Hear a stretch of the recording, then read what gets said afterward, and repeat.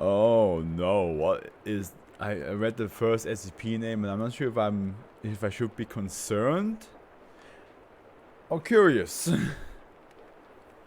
Oh boy, okay, let's get this open and let's the usual deal. The usual deal. Let's get rid of this. Bam. Okay, I'll wait for like another minute just to see if people will join. I hope so. I hope that's the case. Isn't that... I'm so frustrated because like, well, okay, so frustrated is very much an overstatement, to be honest. I'm just a little bit irritated, a little bit disappointed because I had like 3 to 4 people watching me yesterday, and I was like, that's exactly the amount of people I need. So I hope that my average viewers will jump to even closer to 3. But guess what? Instead of doing like, I don't know, 0.12, which that's what I calculated it would be if I had like at least 4 viewers, it jumped 0.01 in average viewer amount, and I was like, you what? You really gonna do this to me? Like I was so looking forward to it just being like even closer than before, and also not only that, but it didn't update those numbers until an hour ago. So for the whole time I was like, oh man, I hope it goes up, and then it did, by that amount. Crazy. Okay, well, there's nothing else I can do. I can just keep on streaming, and eventually with time, we'll get there. Like I said yesterday, a little setback won't hurt me.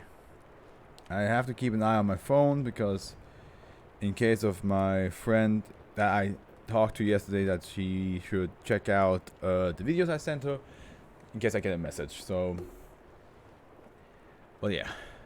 Other than that, I hope y'all who are watching this right now or in the future, once this is out on to watch afterwards, I hope you all having a good time. All right. I would say let's get it started. Let's get this started right now. SCP-740 is the Hindenburg photograph. I'm not sure if... I hope this is nothing for me to worry about. I don't want to get cancelled. But let's see what this has to say, shall we? It is safe, but it's safe for me though. Special containment procedures. SCP-740 can be safely stored in its envelope in a security deposit box. Researchers testing SCP-740 must wear gloves at all times. And here's the description. Let's look at the photo first. An original photograph of the Hindenburg disaster. God damn. That photo just gives me chills every time because it's just the amount of everything that went wrong that day. Damn. Okay, SCP-740 is a slightly dirty colored corrected Polaroid photograph depicting the May 6, 1937 explosion of the airship LZ-129 Hindenburg at the Lakehurst Naval Air Station, New Jersey. The Polaroid has been determined to be a photograph taken of the original. SCP-740's anomalous traits manifest when it is viewed while in contact with the skin. Okay.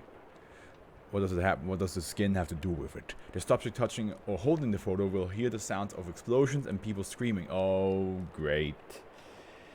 Great. Okay, yeah. Subject report difficulty in taking the eyes off the photograph while under its influence. It's basically, if you think about it, it's the movie effect, isn't it?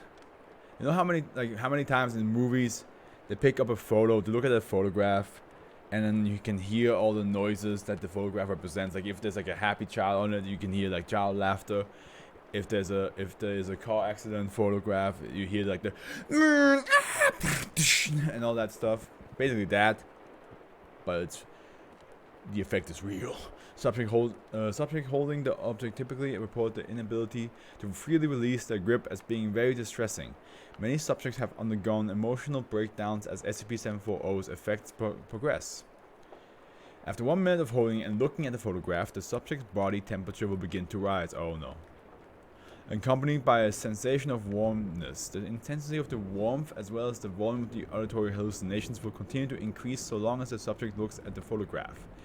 Breaking eye contact will prevent the sensation from intensifying until eye contact is re-established, and cessation of physical contact will cause the effect to reset to the initial stage should the object be handled again. The subject will begin to emit smoke after a period of time between 2 and 4 minutes and burst into flame shortly afterward. Time of combustion is directly correlated to the subject's size and weight. This flame will consume upwards of 90% of the subject's body mass and has proven fatal in all cases. The fire also consumes SCP-740, which will slowly restore itself to its original condition over the next 5 to 18 hours. See interview log 1 for information on recovery. Okay, and I already opened up the interview log, so let's go on that. Let me just double check something. Alright. Agent M is the interviewed, and the interviewer is a Dr. E. Blank. So Agent M Blank, Dr. E. Blank. Forward. Standard interview conducted within 48 hours of SCP procurement. Agent M Blank has been employed by the Foundation for blank years and retrieved or secured blank SCPs in that time, of which the retrieval of SCP-740 was his 6th leading a retrieval team. Okay. Interviewer. So wait, why does it say interviewer here, but we already know that's Dr. E. Blank. Okay, weird choice. Does his name... Okay, no it doesn't. Please state in your own words what happened during your recovery assignment. Oh well, what kind of voice should we give him? Or her, we don't know. Agent, it could be unisex, could be anybody, it could be a male or female. What kind of voice? I was sent out to recover the photo from the home of a Mr. A. Blank F. Blank. It came to our attention when Mr. F. Blank tried to unsuccessfully to sell it at an auction, and I've been keeping tabs on it for about 3 weeks prior. What prevented his selling it? The auctioneer spontaneously combusted. I mean, the official COD was smoke inhalation, but that's what happened. I see. Please continue. Anyway, after Mr. F. Blank recovered the photo, he started bringing in a bunch of people to look at it, trying to sell it again. By the time I visited his home, he was all but giving it away. And no one took it. When you hear what happened, you understand why. Agent M. Blank sighs and pauses for 3.5 seconds. After I got authority to approach for the buy, I took a team out to the retrieval site. It was considered a low-risk retrieval, so they stayed out of sight back down his driveway while I knocked on his front door.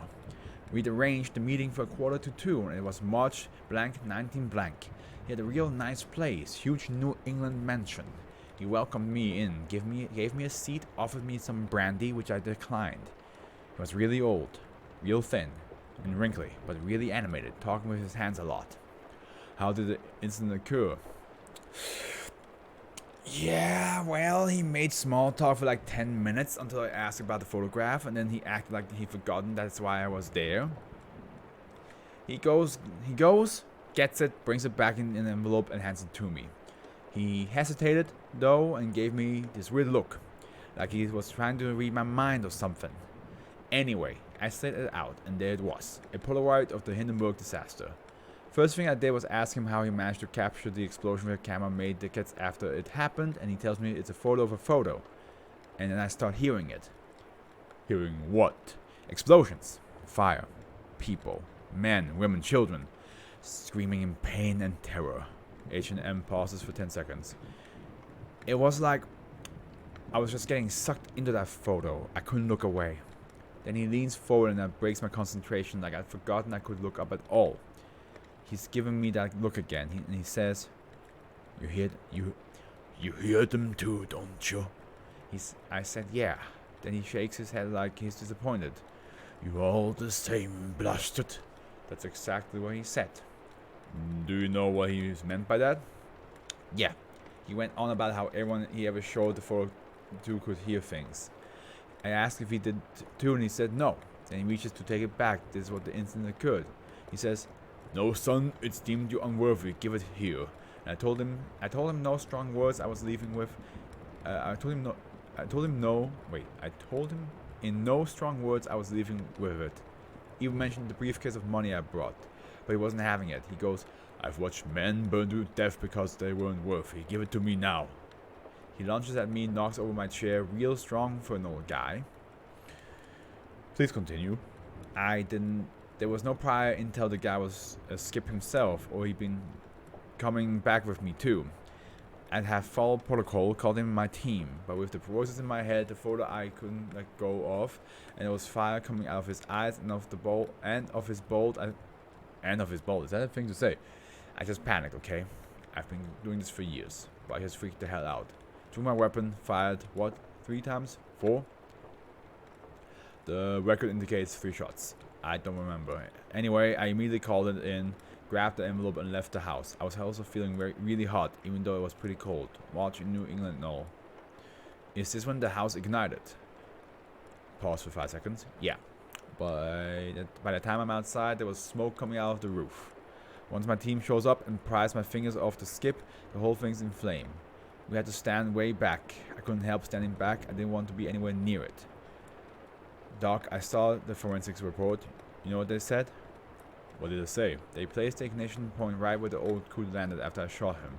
His body put the whole place up in 3 fucking minutes. Jesus.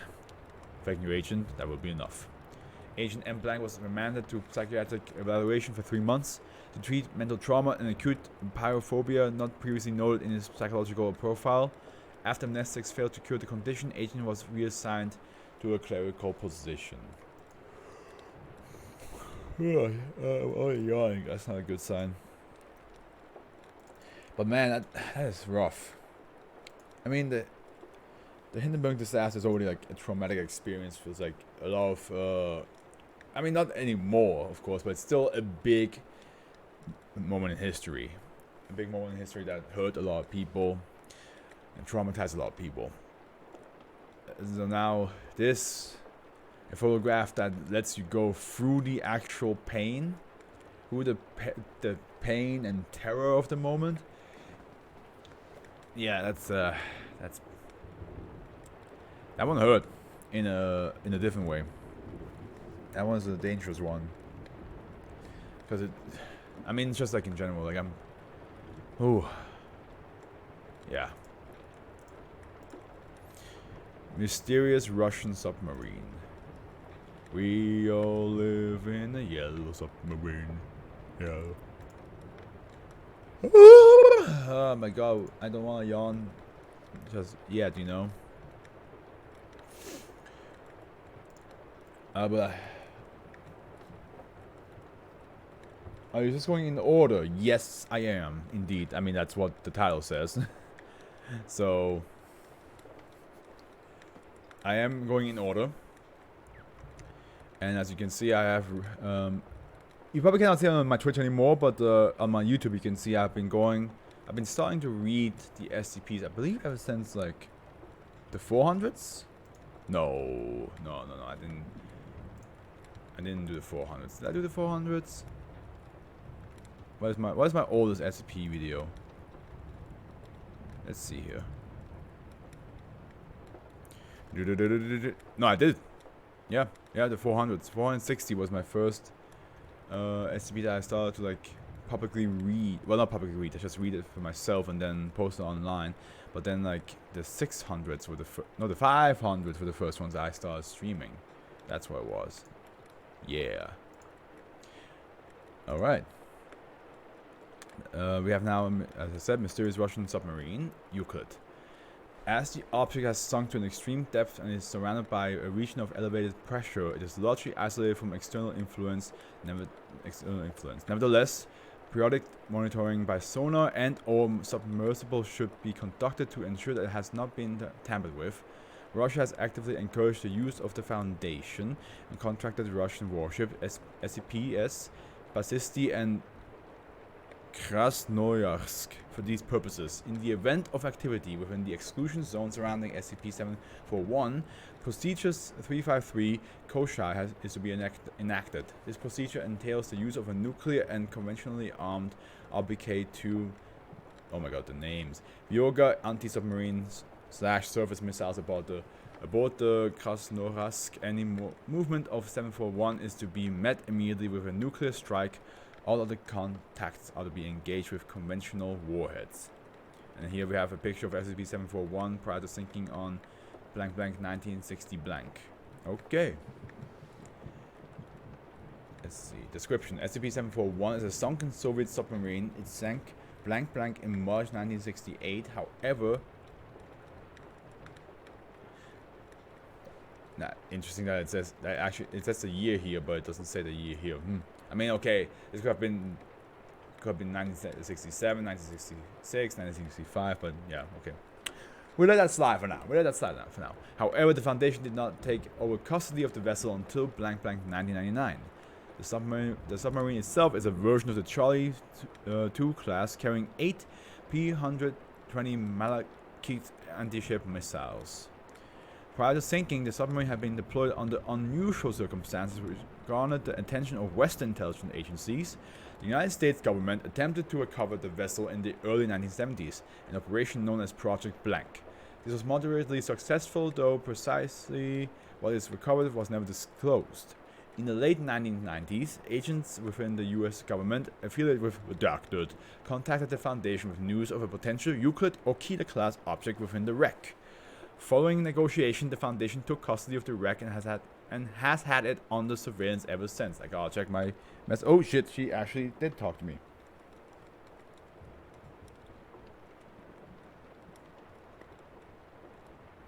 But the ending made me feel a little... Are you... Hey, Naima, are you watching right now?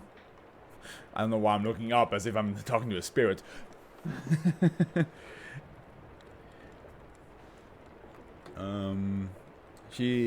A friend of mine just watched the SCP-096 Kickstarter video on YouTube.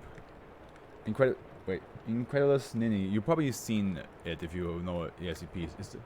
Is this person a spirit? If I had a spirit's phone number on my phone, I think I would immediately stop talking to her. Oh, she is actually watching. No offense to you, but listen, as a black person who watched a lot of horror movies, if you were a spirit, I'm not sure if I would be talking to you after a while. I'd be like, Listen, I don't want to die.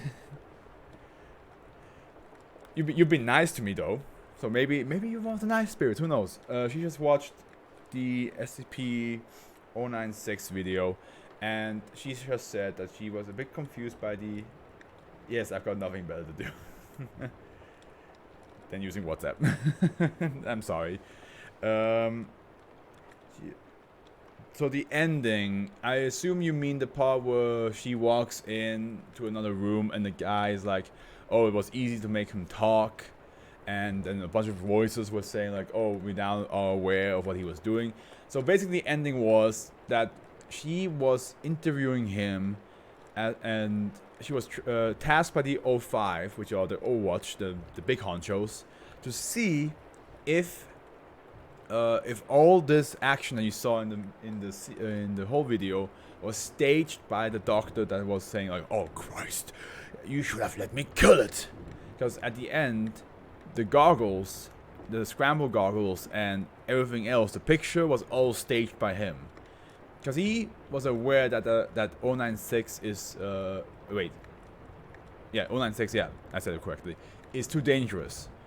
The Foundation wanted to keep it locked away, but he wants to kill it because it's just too dangerous to keep around. But they never let him do it. But now, he put a situation where the Foundation was forced to be like, okay, you have a chance to do it. But now they are aware that he lied to them. That the whole thing where he's like, oh, the scramble goggles were supposed to work. No, they weren't. They weren't supposed to work. They were purposely made to not work, and the person that they told him, the other doctor, was like, oh, we found him strangled, or like we found him dead in a closet. He's alive, and he gave his own story, and since they're contradicting each other, well, we didn't see that part, but we know they're contradicting each other. They found out that yeah, he's currently bullshitting everything. So the end was basically saying like, yeah, once he successfully, if he can, manage to kill 096, they will terminate him, meaning they will kill him, because they costed that whole stunt costed a lot of soldiers, a lot of budget, and so on and so forth. Prior to sinking, yeah, the vessel lies on the ocean floor in the 3 pieces. In 3 pieces. Evidence suggests that the hull was broken apart during the Project Blank recovery attempt, and that it was largely intact at the time that it sank, save for a hole just forward of the sail and another further aft, just below the starboard missile tubes. Debris recovered from this hole indicates that the sub was struck by a P-120 Malachite anti-ship missile while surfaced. One of the boat's own P-120 missiles has been fired. The submarine appears to have sunk through the rapid flooding following the missile strike. No remains of the crew have been found either within the vessel or in the vicinity, and all emergency escape equipment is untouched. Divers sent to investigate reported anomalous currents, abnormal sea life, moans and unexplained voices, and unintelligible whispering, and the presence of blurry, faintly glowing figures. Sea life in the area has been observed to be unusually aggressive. A diver was seriously injured by a large squid of unknown species, and one of 2 occasions observation submersible have been aggressively approached by sharks and large squid. Oh, it's like a ghost submarine, a sunken ghost submarine, Scooby-Doo style. Anything that is haunted and you can't go near it because the life around it is just be like, you wanna get past us? You can't. This is all turf. The wreck is surrounded by an anomalous pressure gradient extending approximately 250 meters, centered on a point 30 meters aft of the center of the submarine. Within the affected region, pressure is much greater than is expected for the depth. This is believed to be the reason why Project Blank could not recover the entire submarine. It has also significantly hampered further salvage and investigation efforts. The extreme pressure differential makes analysis with sonar difficult, as very high amplitudes are required. Special protection is also required for divers to approach the wreck. What records the Foundation has been able to obtain from Russia and the United States about the submarine strongly suggest that it was being used to carry some secret cargo, the nature of which is still unknown. Code words used in the Russian documents imply that the secret cargo did not have anything to do with the typical nuclear or chemical weapons of the day. A mention is made of Project Redacted, a Soviet data expunged. So we have an incident report I-741C. On blank SCPS, Basisti reported a submerged contact approaching SCP-741 from the south at 46 knots. Acoustic signature of the contact did not match any known submarine or torpedo. Contact did not respond to sonobuoy drops or active sonar pings. When the contact crossed into the 18 kilometers total underwater exclusive zone, contact was classified hostile. Sonar recorded sounds of an undersea missile launch. Basisti broke away and fired a Type 53 torpedo toward the attacker. Missiles of unknown configuration were observed breaking the water 15 seconds later, flying at an altitude of 1.8 meters at a velocity of 0.92 Mach. No radar emissions were detected from the missiles that did not respond to launch chaff or flares. Both missiles were engaged in Basisti 3K-95 Kinzhal surface-to-air missiles and custom point defense systems, and were destroyed at 1,800 meters and 210 meters from impact. Afterward, hostile could be heard engaging in evasive maneuvers, followed by 4 closely spaced explosions and the sound of the submarine disintegrating. Oh my god, my nose is so itchy right now. The identity and intention of the attacker have not yet been determined. In light of this incident, the acoustic sensor net should be expanded and additional patrol and defense asset acquired. Acquisition of undersea retaliatory capability advised.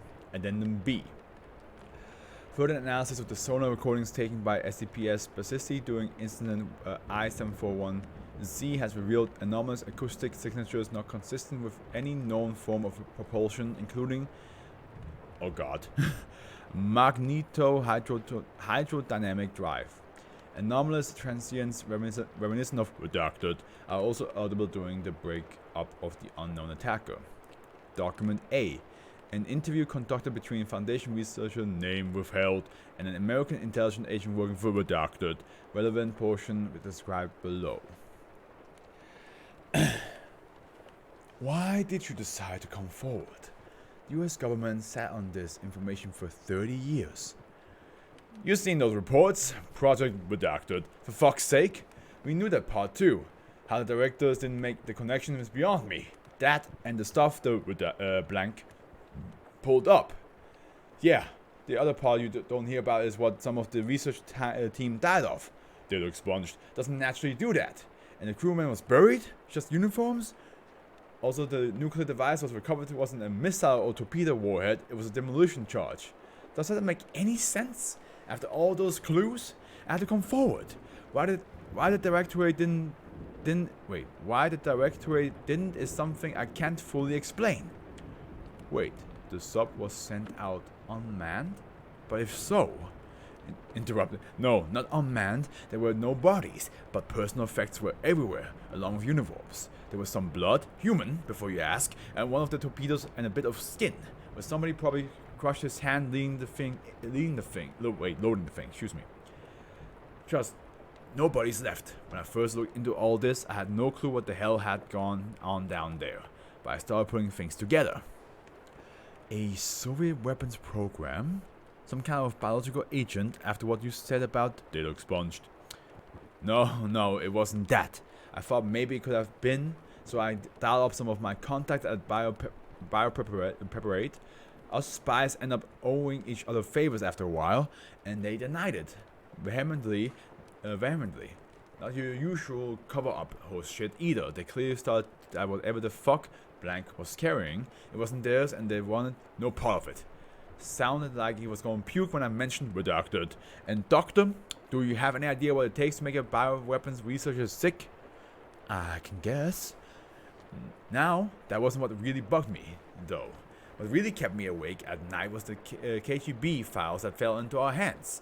They mentioned they're covered up by the Soviet military against an internal, unmanned faction to get rid of terrifying weapons that even the Soviet Union can't safely control. They wanted to lose it, whatever it was, or maybe fob it off onto the US.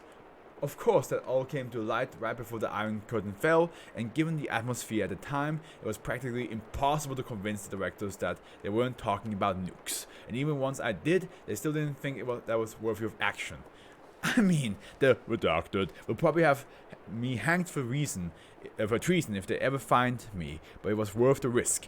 And by what I can gather, it sounds like Russia thinks so too, loaning you half the Pacific Fleet and all. See also Incident Report A, which is how long? Not that long. Okay, let's go. Date blank blank blank. Location Redacted. As I say, redacted quite a lot in this one. 2 previous dives to the side of SCP-741 have reported numerous anomalous findings, including the artifact-1 inside the reactor.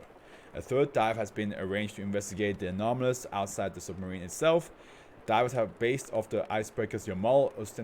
Ostensibly, they are investigating the possibility of lost torpedo or missile warheads from K-141 Kursk. Even the cover mission is classified to minimize questioning.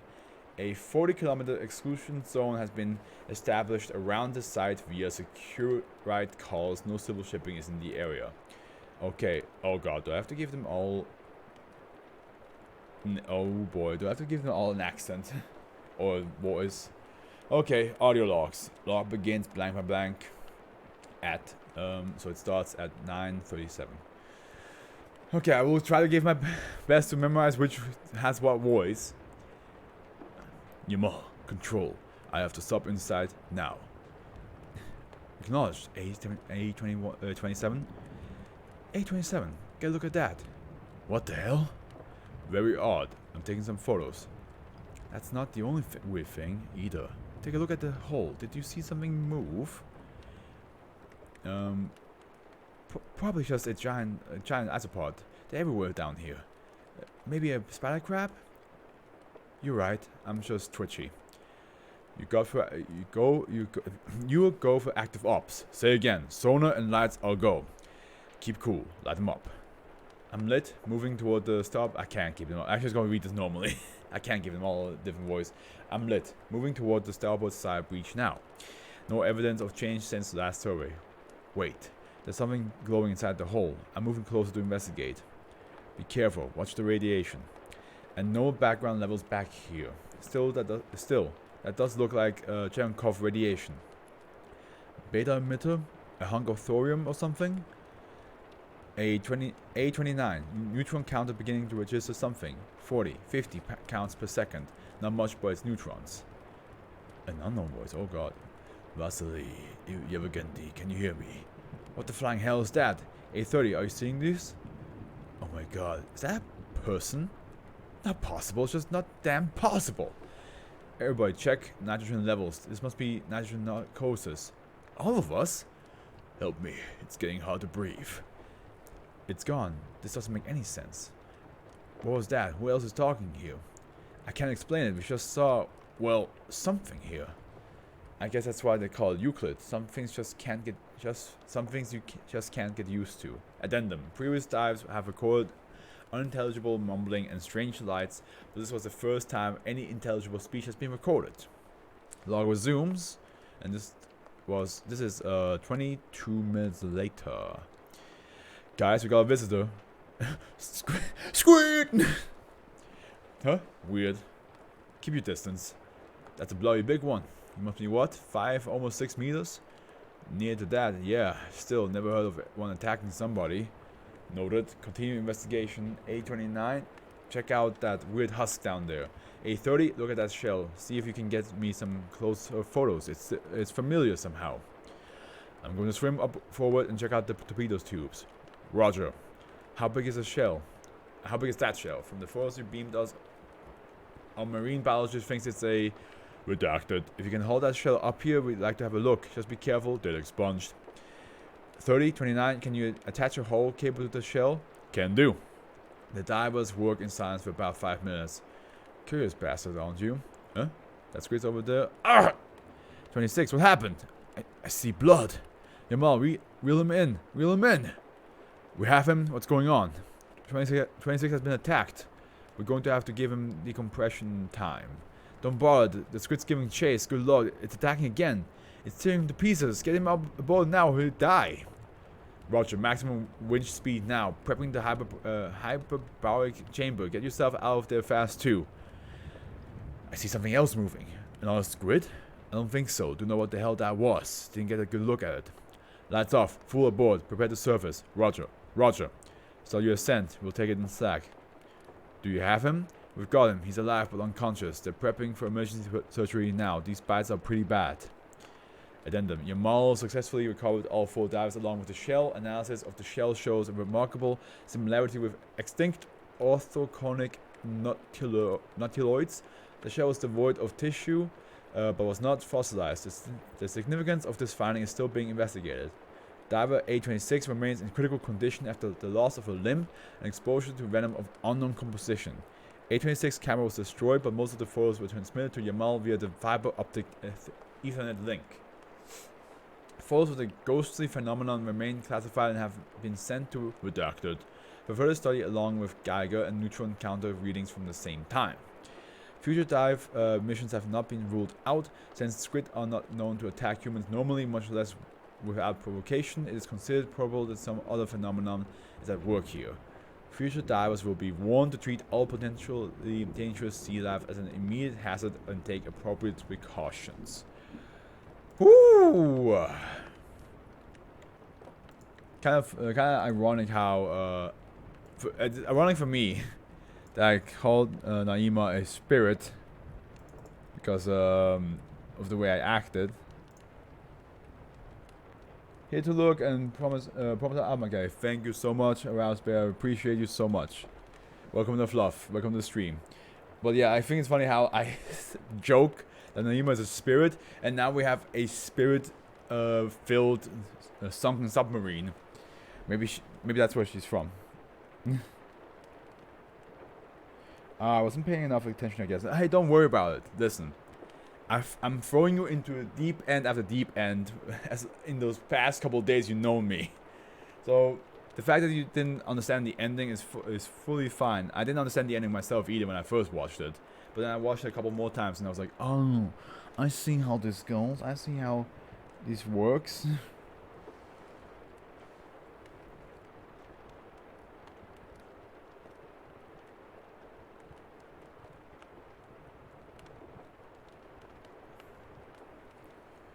So yeah, I mean, that's Mysterious Russian Submarine. No worries, bro. We should do a collab in February. We'll talk more after this weekend. Hell yeah, dude. I will be in London, but I will take my mic. Oh, that's not my mic. That's my cam. My mic, and I have a PC there as well, and I will take the controller as well. So, you should just give me a heads up what kind of game you want, and we shall collab together. Unless it's not a game and you just want to talk, which is both works for me, honestly. So, whatever it is, I'm down for that. Okay, the next one is called Retrovirus. Not to interrupt, but do your glasses have a yellow tint? Yes, they're blue light glasses, so they have a yellow tint to it. That way I can look at screens a bit longer.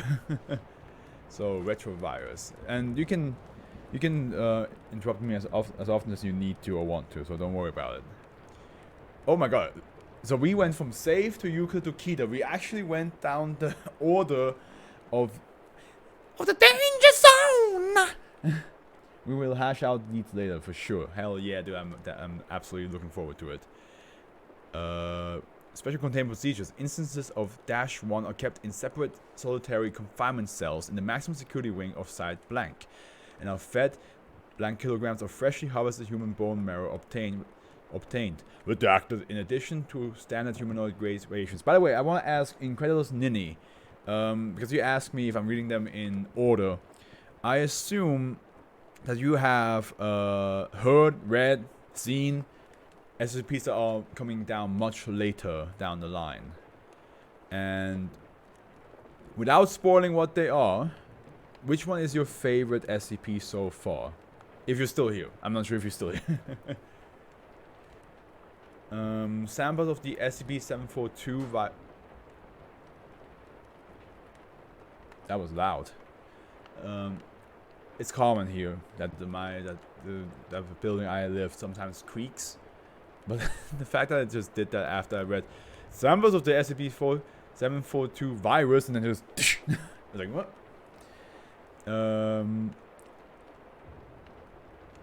There's one with the opposite doctor. I like that one. You mean like is it the one that's constantly talks about the pestilence? Isn't that like an early one? Which one was that again? Wait, Rise itself are kept in secure vault at Site 19. Personnel not allowed to note that while infected individuals are extremely dangerous, SCP-742 itself has exceedingly low infectivity except when injected directly into the bloodstream and is not considered a biohazard.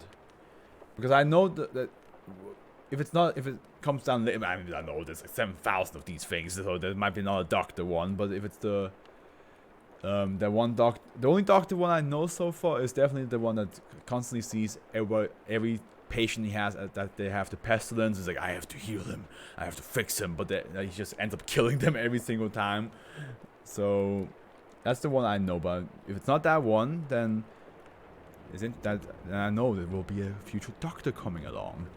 Mobile Task Force Blank has been created to respond to uncontained outbreaks of SCP-742 and are currently in the field in blank. And I'm pretty sure I heard my phone go off. Not doing. That's what I thought. Wait, this message was deleted. Wow. Okay. I guess I don't get to know what. Yeah, he was the plague doctor. Yes. He, she, it. Who knows? Yeah. Who honestly knows? The pestilence. Yeah, what number was that again? That was like really early on. That's in the first hundreds.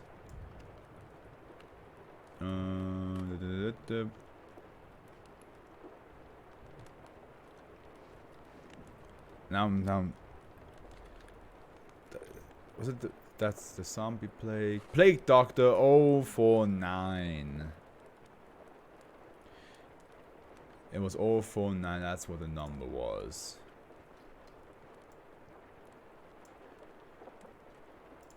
Man, it's been such a long time since I read that one. SCP-742 is a retrovirus, approximately blank times more complex than any known naturally occurring virus. SCP-7... There's a lot of viruses in the couple of ones I read recently. SCP-742 infects all cell types, but initially only enters the lytic cycle in helper T cells, leading to a state of immunocompromise that allows SCP-742 to infect every one of the infected subject's cells. Infected cells secrete hormones that increase appetite as well as a signal compound. Once full infections achieve concentration of the signal compound reaches a target level and the infection enters stage 2. Hey man, thanks for writing it down. But yeah, I haven't dived into SCPs in quite a while, I don't remember. So if you're interested, on my YouTube, which there should be a link below that says YouTube.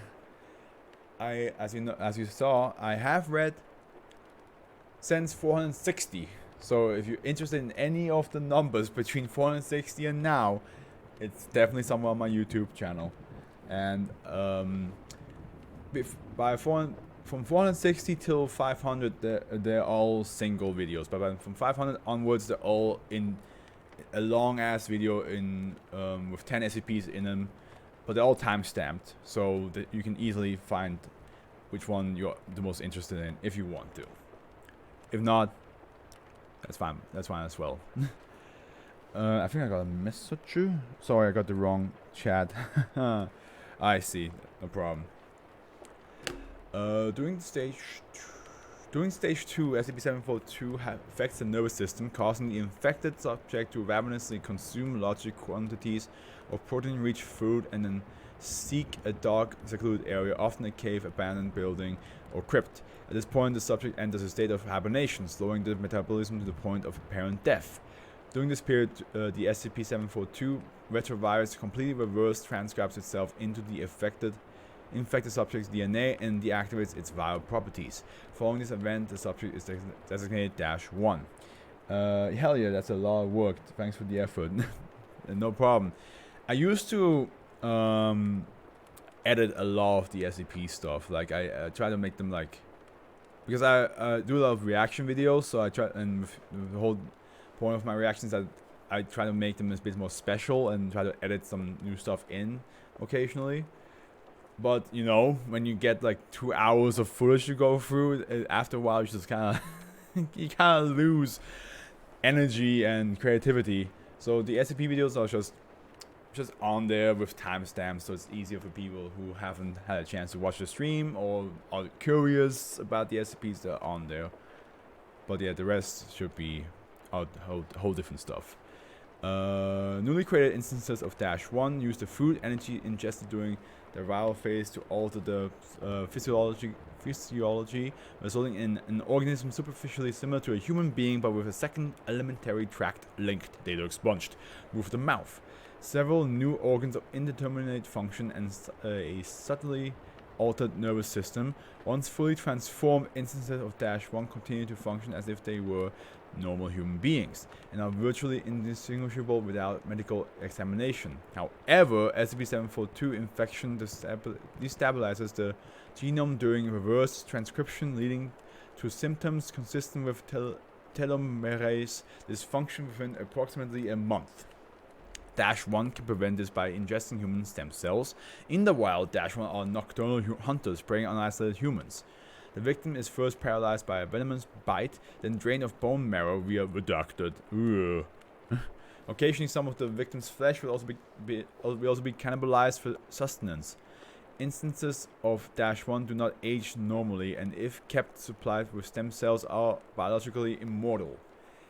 Instances of -1 specifically target younger victims because of the higher volumes of stem cells that can be obtained. Children who still have baby teeth will be found with their teeth missing. In addition, data expunged. Excuse me, what? You wanna run that by me again? You wanna tell me the babies don't have teeth? What? Oh boy, as a parent, that must be the most confusing and also terrifying time ever. Like your baby grows up past 2, and you're like, why aren't there any teeth? There should have been teeth a long time ago. Why aren't there any teeth coming out? Instances of -1 will also target pregnant mothers in order to enter an infectious state. Oh no. This is a messed up zombie plague that they have. Normally -1 uses pluripotent stem cells from bone marrow to regenerate itself and is incapable of spreading the SCP-742 infection. However, after ingesting at least blank grams of pluripotent stem cells, typically from a human fetus, although the source is irrelevant. Of course it's from a human fetus. -1 secretes a small amount of fluid filled with the SCP-742 retrovirus from the blank glands. This fluid injected, later expunged, major artery of human victims is the primary transmission vector for the SCP-742 infection. Instances of -1 behave subsequently toward the instance that infected them. That's a very messed up one. Especially because it goes for unborn and born children. Jesus. Okay, well, with that happy note, a chocolate fountain. Wow, 2 ketas in a row. What? That's rare. I can see why the other one's a keta though. It's like a zombie apocalypse. Like you don't, but instead of everybody becoming zombies, it's a human being that's suddenly like, and then the baby gets born weird, and then after a while the retrovirus just gets shot out of the butt. Basically, I mean glands, whatever. Okay, chocolate fountain. No one may enter SCP-743's containment area except for scheduled D-class personnel.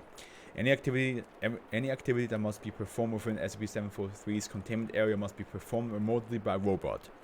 SCP-743 is to be kept in a level 4 carbide steel secure container, 1.5 meters by 75 centimeters by 75 centimeters, no less than 5 centimeters thick. This container will itself be kept in a level 4 secure room, 10 meters squared with enhanced hard metal lining.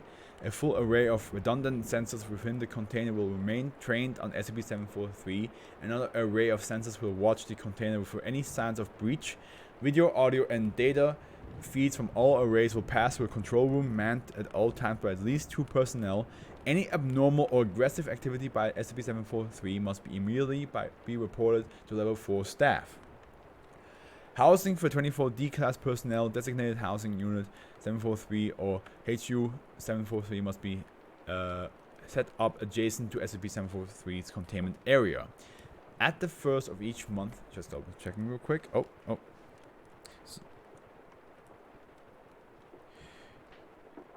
Stupid question. Is SCP like the new creepypastas? Because I'm getting the same vibes.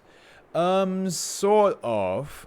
Creepypastas is more like you take like a I mean both. Yeah. Creepypastas is more like stories that you can make up about either existing things or non-existing things, like fictional stories, or you take something like for example, Ben Drowned is a creepypasta about the Legend of Zelda Majora's Mask, right? So that's an existing game in our world, but you take something from that game and make it creepy, right? While SCP is more of a fictionless world that is all about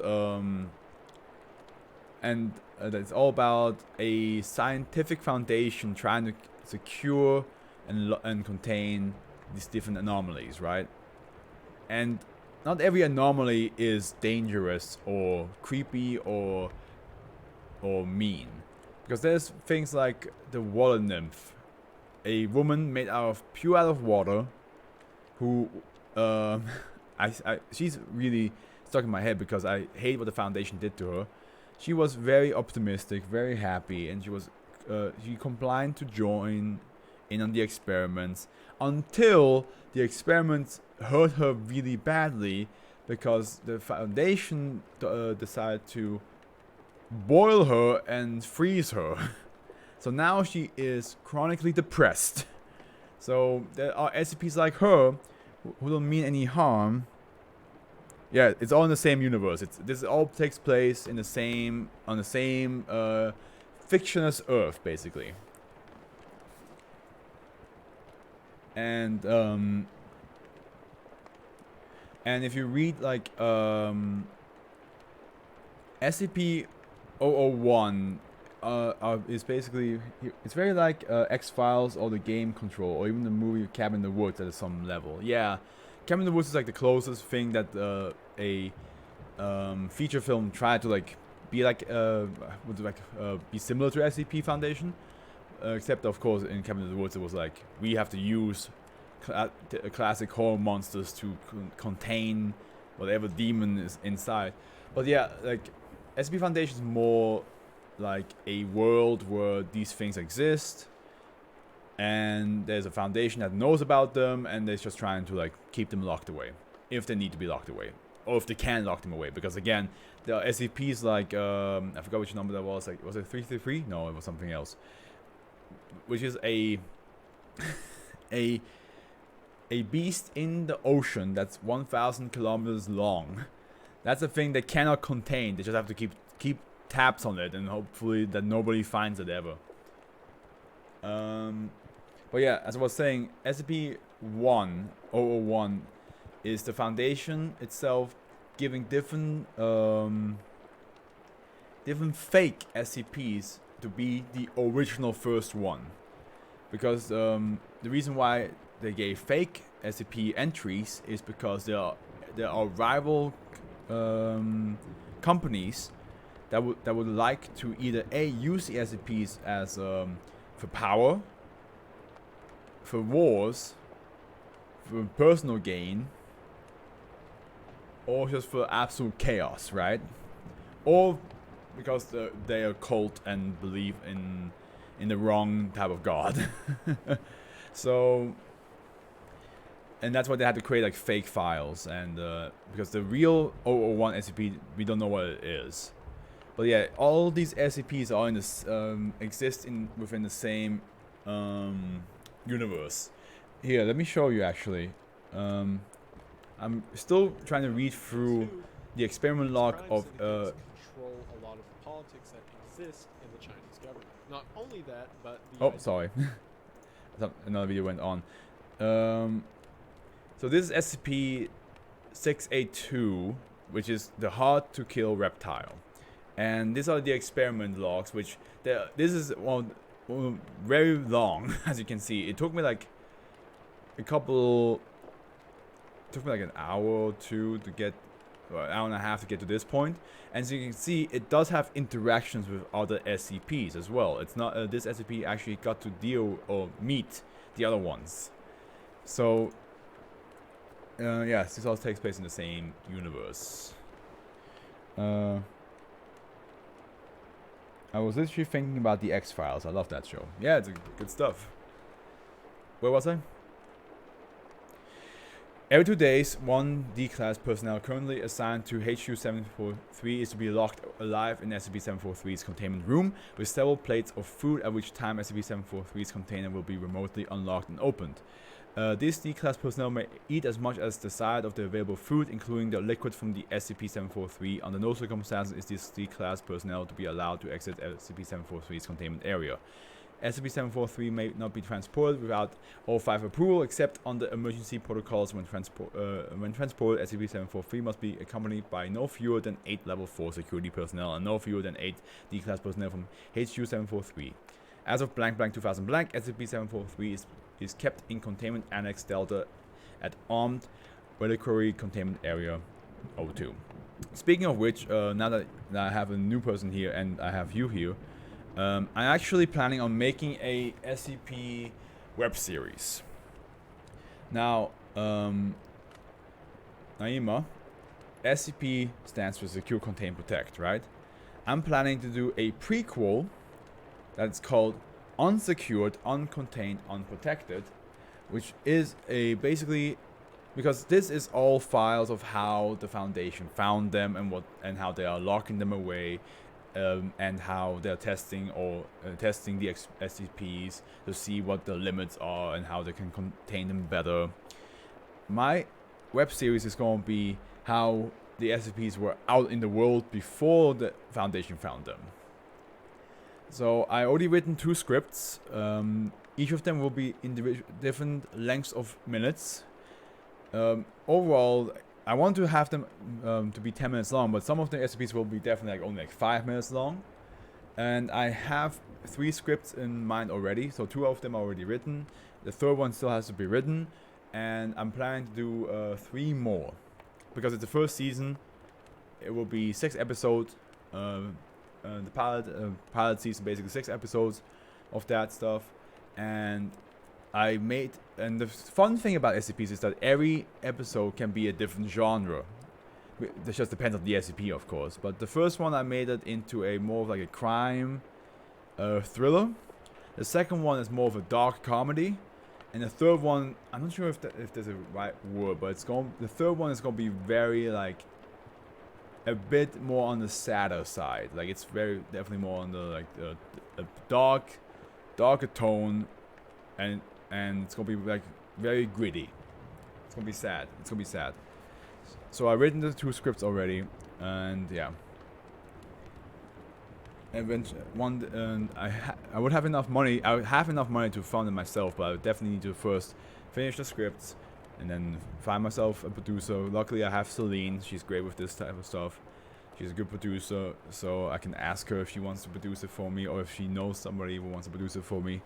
And then, of course, I'm not gonna be the director. I definitely need somebody else. But I have people in the film industry. So, and I'm part of the film industry myself. So at the end, finding the people will not be the hardest part. The only part I struggle with the most right now is finishing the scripts, because all of them are still first draft. So I need to update them, fix them up a little bit. But yeah, just a heads out that that's the thing I'm working on. And every SCP that I think will be fun to do as a potential web series, I write them down.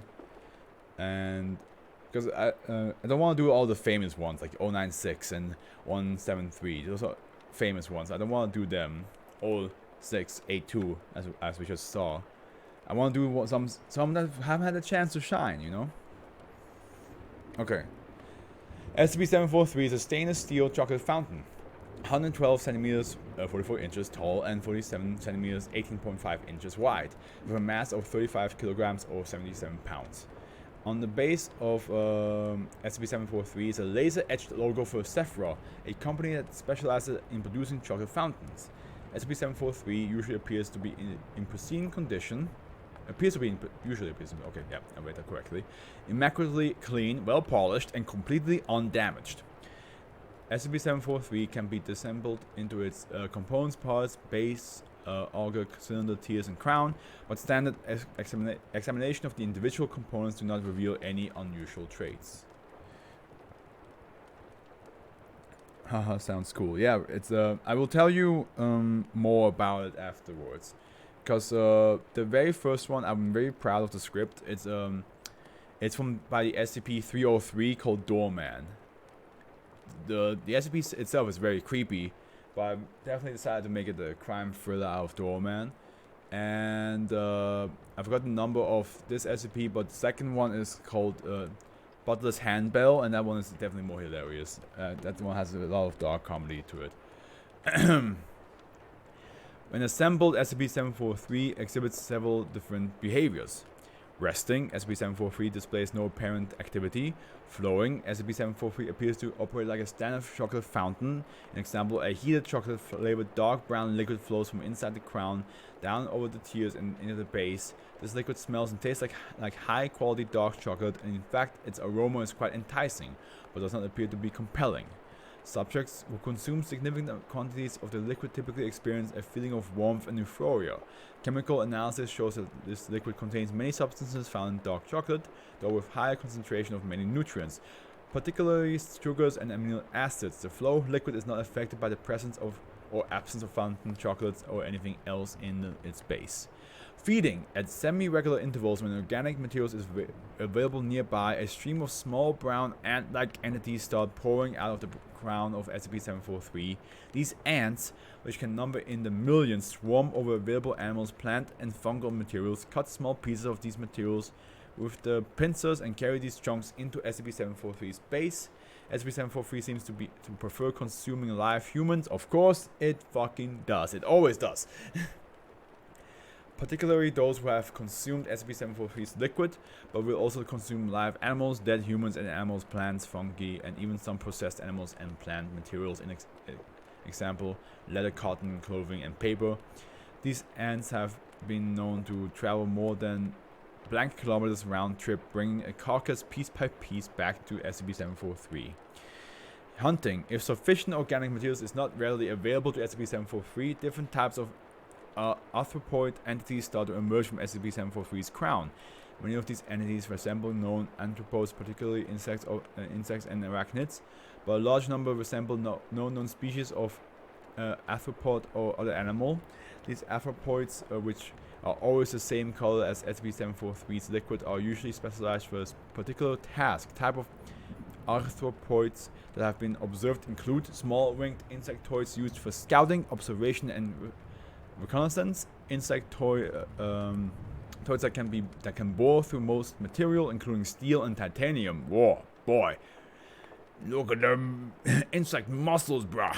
Although individuals can each only bore out small amounts of the hardest substances before expiring, a seemingly endless stream of insectoids from SCP-743 will eventually bore clear through. Larger, more aggressive insectoids and arachnoids used to hunt down prey in a manner similar to instances of SCP-2031. We don't know what that one is, so we won't. And we won't know for a while. We're reaching the first 1,000 soon. We will probably reach that in like. So let's see. Every weekend we read 10, and there's 4 weekends in a month, so we read like 20, 40, 60. We read 80 SCPs a month to reach 1,000. I mean, now by 740, at least 5. No, not 5. Hold on. At least 4 months until we reach the number 1,000. Again, individually, they are nothing more than a nuisance, but SCP-743 has been known to produce swarms of aggressive anthropoid number in the billions. More than enough to get expunged. Maintaining, SCP-743 has been known to use arthropoids to clean and polish itself, repair dents, scratches, holes, and nicks, and even put itself together when disassembled. SCP-743 doesn't need to be turned on to start flowing, but can also change the position of its control by itself. Although these arthropoids that emerge from SCP-743 are significantly stronger than the normal counterparts, they are not significantly tougher. Stomping an individual arthropod with a heavy boot will usually be sufficient to kill it, at which time it will fall apart into a drop or puddle of SCP-743's liquid and quickly evaporate, its enticing aroma lingering. However, arthropods from SCP-743 are almost never encountered alone. It is not yet known how the arthropods communicate with each other, or even if they are individual consciousness or part of the collective mind. It is also not yet known who or what controls the arthropods, if anything, where the organic matter taken into SCP-743's base goes, how SCP-743 can produce a seemingly endless supply of liquid and arthropods, or where all the liquid comes from.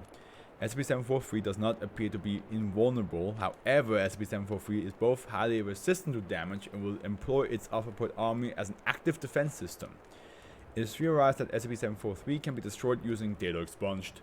However, due to the apparent extra-dimensional characteristics of SCP-743 coupled with its inherent resistance to damage, no termination testing can be performed on SCP-743 without O5 authorization.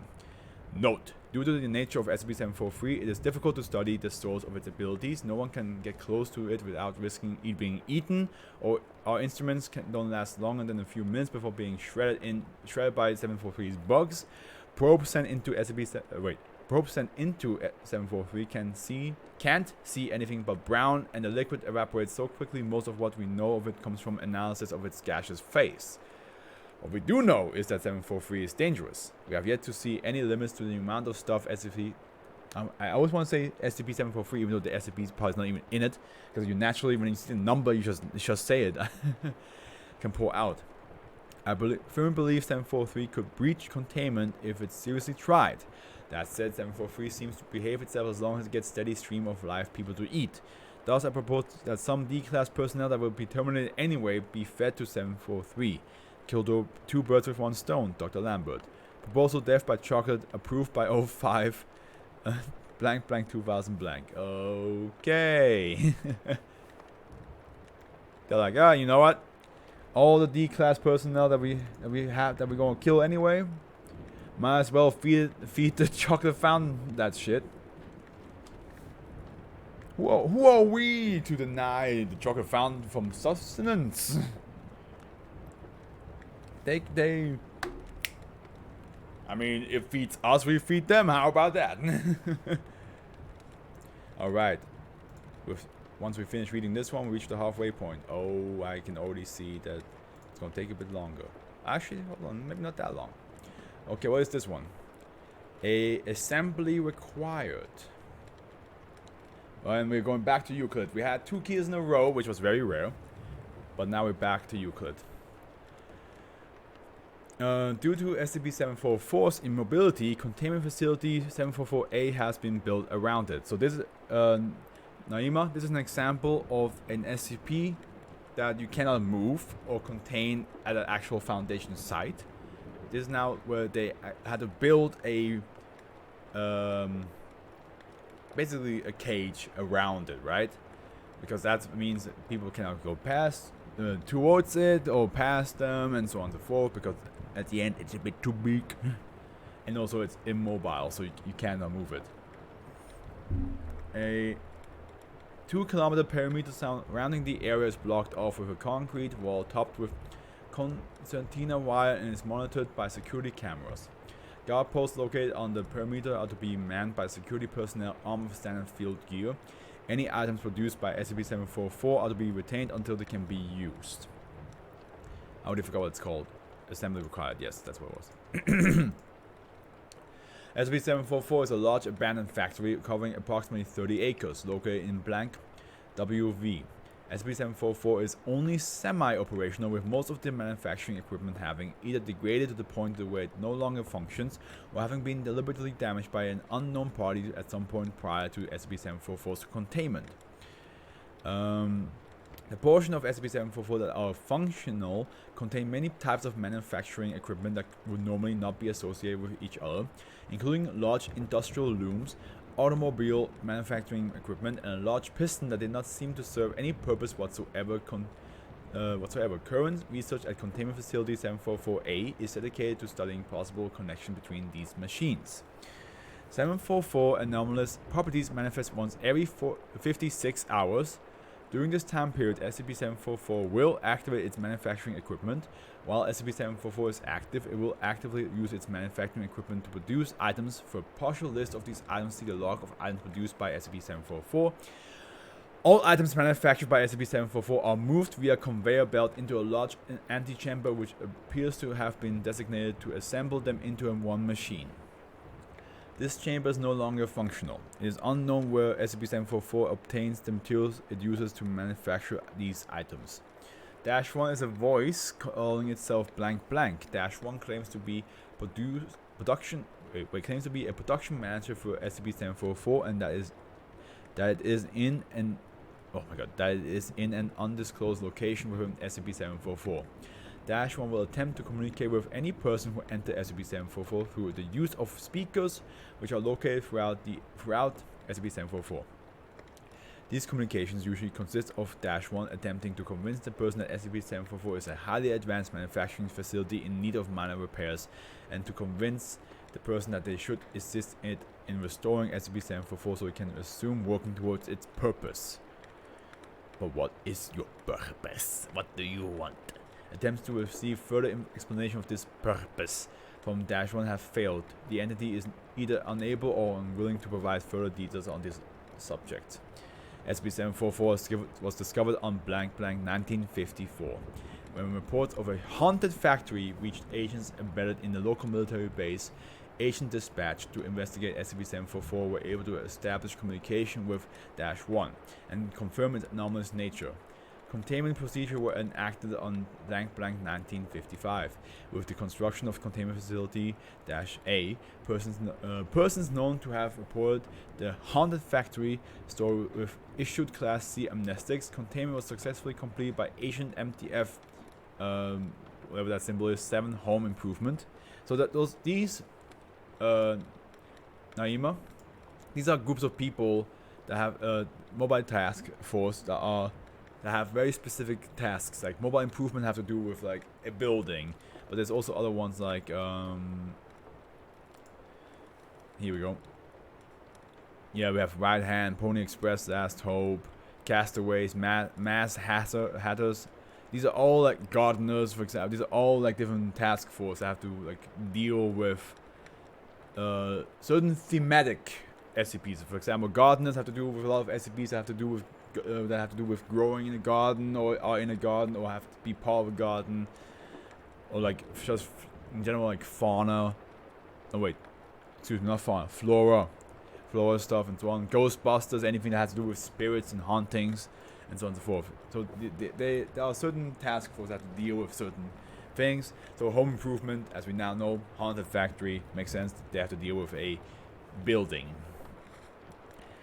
As of blank 1961, SCP-744 has been classified as Euclid. So we have manufacturing port. These are all, I think these are all Greek letters, right?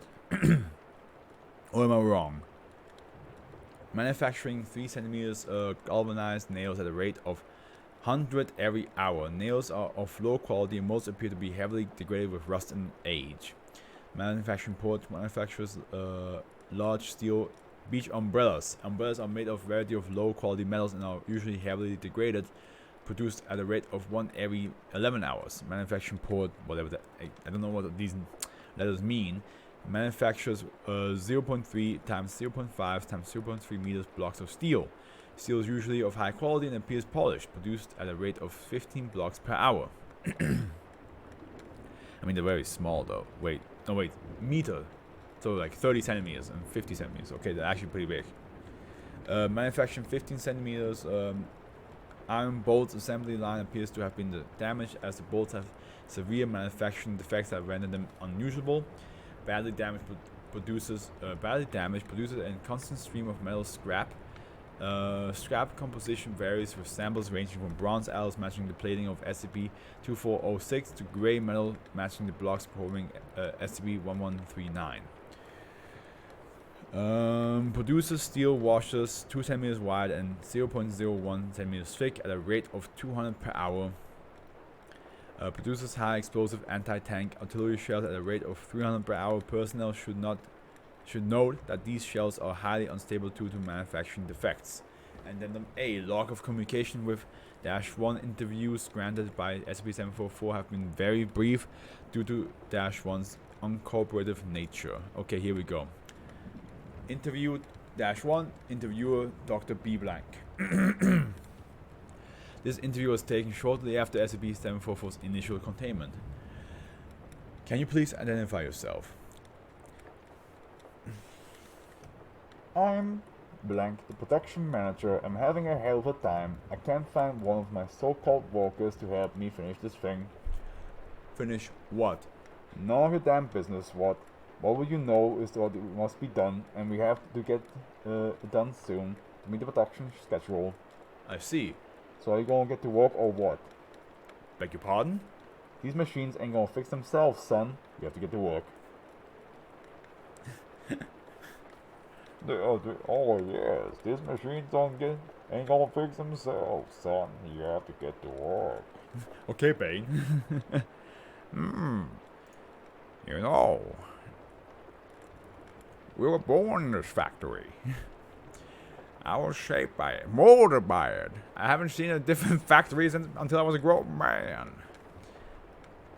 The same people. It was taken 7 months after interview A. Hello, -1. How are you today? Fine, fine. When are you best going to get to work? It's been months, and you barely made a dent in this place. Your facility is very degraded, and you have refused to give us any assistance in discerning the machine's composition. Perhaps if you told us more. Don't talk nonsense. I've told you everything you need to know. Any more information would compromise the nature of the purpose. And that's another thing. You have to tell us what this purpose is. Can you elaborate? You know I can't tell you that, Doctor. Just fix this place already. Very demanding, aren't you? Same. It was taking 2 years after interview B. Look, we told you again and again. We don't know when the facility will be operational again. We have people working day and night. Bullshit, you do. I see your people working, they don't do shit. And you and your people have been lying to me, Doctor. I don't appreciate being lied to. Nobody's lying to you. We want to have this facility operational as much as you do. Don't think of me as a simpleton. I see how you react to the purposes. You don't know what it is, and it scares you. Now, if you could just tell us what the purpose is, maybe. No, let me tell you something, mister. All you scientists think you can get what makes the world turn. And if you see something that you don't get, you try to lock it away. The world deserves to see the purpose, Doctor, and you're impending it. I would think you of all people understand the futility of standing in the way of progress. Why can't you tell us? That defeats the real awful truth of it all. You just have to help me so we can see it. End log. Okay.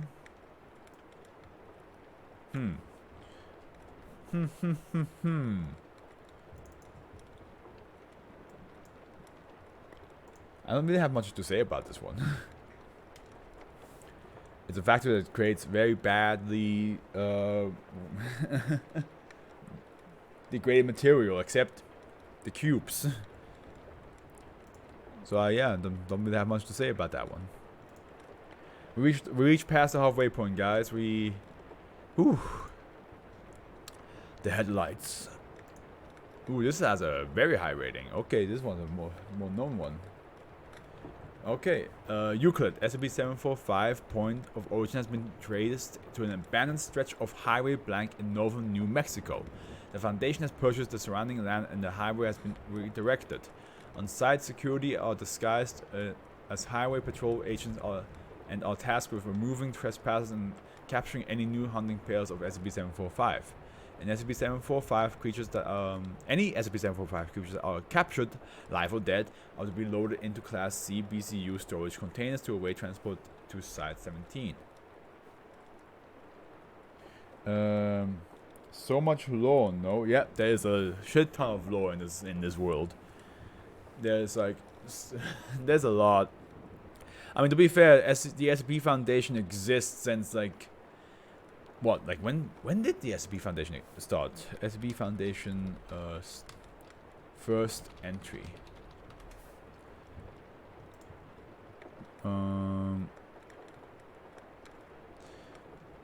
The very first article was written.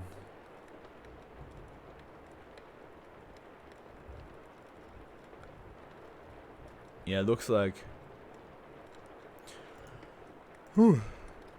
Sorry about that. I believe, yeah, it looks like the first SCP that was written, it was in 2008. So yeah, this exists for a long time, and the first one was 173, which is one of the most, definitely one of the most famous SCPs. It's the, and if you watch Doctor Who, I believe it's Doctor Who is the one that people most of the time mention whenever I mention this SCP. It's a statue that you should not look away from or blink. You always have to look at it, because if you don't, if you look away or you blink, it will instantaneously break your neck.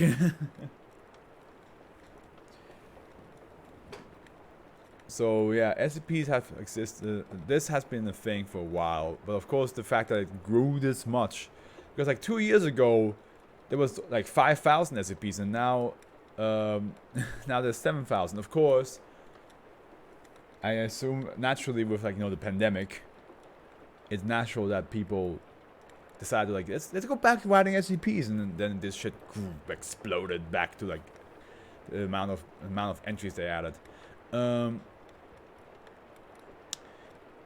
Containment procedures to preserve living specimens of SCP-745 are still being researched. No captured specimen also has survived more than a week in captivity, but there have been no new sightings of SCP-745 outside of this point of origin, and the species is presumed to be effectively contained. Requests for access to SCP-745 cadavers are to be forwarded to Dr. Langford directly. And here we have a 5/16/1985. Maintaining velocity in recovery operations is the most effective way to force SCP-743 pairs to split. Oh, is it literally a pair of headlights? But you have to. It's like that one GIF or scene basically. I only know as a GIF so far, where you see headlights coming at you. And somebody stands in the middle of the way and is like, oh yeah, hit me car, and then it's just two motorcycles passing by. But in this case, it is two headlights, and you have to force them to separate. But let's see what the description says. SCP-745 is a bipedal nocturnal predator. The head is a bloated sack of clear skin that lacks visible sensory organs or a skull. The brain of the creature can be directly observed and is wrapped in a web of bioluminescent organs below the skin. Skin covering the rest of the body has a deep black coloration. Living specimens of SCP-745 are capable of producing a steady output of 1,400 to 3,200 lumens from their head. At night, this effectively obscures the rest of the body and gives the appearance of a floating point of light. When defending itself or communicating with other members of its species, the light has been observed to change color and flash in specific patterns. SCP-745's genetic structure is not carbon-based. SCP-745 almost exclusively hunts in pairs along remote sections of highway. Two specimens are capable of moving at speeds of up to 180 kilometers per hour. Jesus, that shit is fucking fast. In perfect unison, taking the appearance of the headlights on a fast-moving vehicle. SCP-745 targets lone vehicles on the highway and hunting pairs. Will attempt to run the driver off the road by pursuing or charging the targets. I see. Yeah, makes sense. Once the prey swerves off the road or comes to a stop, the pair will separate to directly assault and consume the vehicle's occupants. SCP-745 has yet not been directly observed while feeding, as captured specimens will not eat, and successful attacks have yet to leave any witnesses behind. SCP-745 rarely leaves any remains behind apart from scraps of clothing and shoes. Vehicles recovered after SCP-745 attacks rarely show any signs of forced entry and are covered with the childlike handprints from SCP-745 front paws.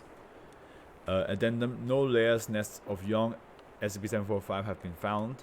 SCP-745 had established a wide territory across the southwestern United States until Foundation teams begin thinning the numbers in the 1960s, after which all the recent SCP-745 sightings have been on the secure patch of land in New Mexico. Reports of phantom lights in other parts of the country have been investigated with no signs pointing to SCP-745 involvement. Wow. That one, that must be very confusing for the driver they attack, because from the driver's perspective, they see a car about to try to bash into them or swerve into them, right? And so they they swerve away, they get in an accident, but they're still conscious. They're like, what the hell just happened? And then this thing comes closer, and then you realize, like, it's not a car. It's this, like, weird-ass beast. And then it just decides to, like, damn, you feast, and eats on you. Okay.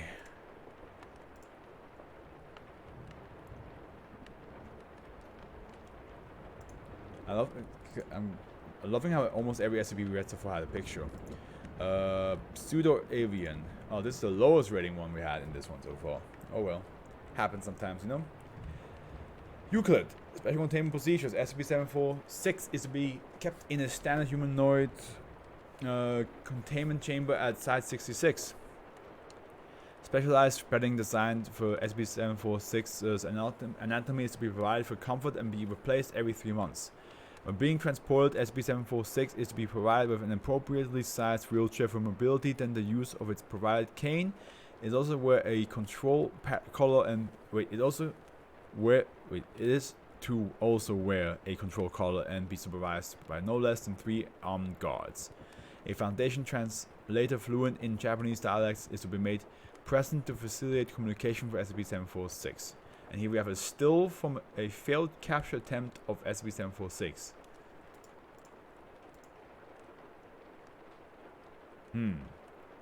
Okay.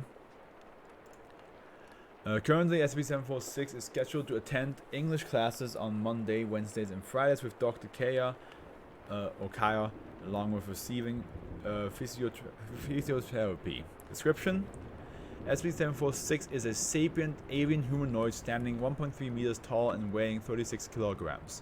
The entity's face appears aged and is deep red with a 28 centimeters long beak-like nose. Most of its body is covered in rough black feathers, the longest being on the forearms, shoulders, neck, and head. Currently, SCP-746 wears a specialized leg brace provided by Foundation medical personnel on its left leg due to suffering a permanent crippling injury. See Addendum 1 for details. Before acquisition of SCP-746, it was agile and capable of sprinting up to 11 kilometers per hour. It has also been... No, I'm faster than it. My top sprint is definitely... I can easily sprint on a treadmill 20 kilometers per hour, so... Well, not easily, but I can definitely do it. And that's the max of the treadmill at my... accommodation in London, so I'm not sure like what my top speed would be. It has also been observed to have acrobatic skill during attempts at capture by recovery teams. SCP-746 now moves at a significantly slow pace and requires a cane to aid in walking. Oh, you're just getting old. He's just like, oh god. Please, would you not just help an old man? SCP-746 has complained of feeling back, shoulder, and neck pain, along with stiff joints. An X-ray of SCP-746 has shown several stress fractures. Physiotherapy has shown to be effective.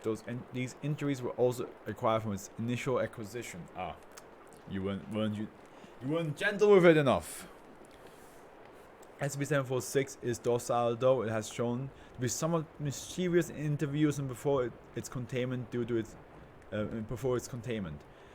to its condition, it is not capable of performing any actual acts of mischief and is not considered an issue to containment. But it's still a Euclid, eh? SCP-746 is fluent in several Japanese dialects and has shown minor knowledge of English. It has shown willingness to improve its English and thus far has significantly improved with provided classes. According to SCP-746, it has obtained knowledge of English when encountering American tourists speaking and had grown fascinated. Its diet consists of mostly seafood and vegetable leaves. The existence of SCP-746 came to the Foundation attention on 4/23 blank after reports of pranks by an unknown entity caught on recordings at Tokyo, Japan. 2 agents were sent to investigate and encountered SCP-746. For 2 weeks, SCP-746 had evaded capture before the event leading to its acquisition. See, this is what SCP I would argue is harmless, right? Like, they don't do anything bad. It's just that it's a weird human being that looks like a bird.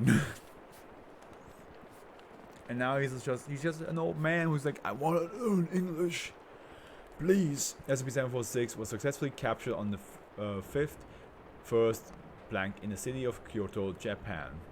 SCP-746 was being pursued by an instance of SCP blank throughout the city and attracted the immediate attention of nearby recovery teams.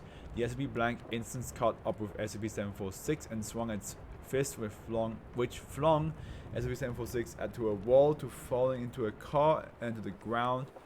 The instance that then proceeded to crush SCP-746 left leg with its club as SCP-746 attempted to crawl away.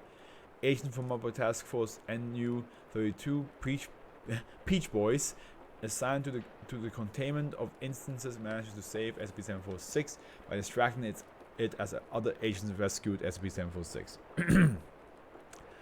For further details of the incident, please view Incident Report blank 746A. Below is an interview with SCP-746 in regards to the incident.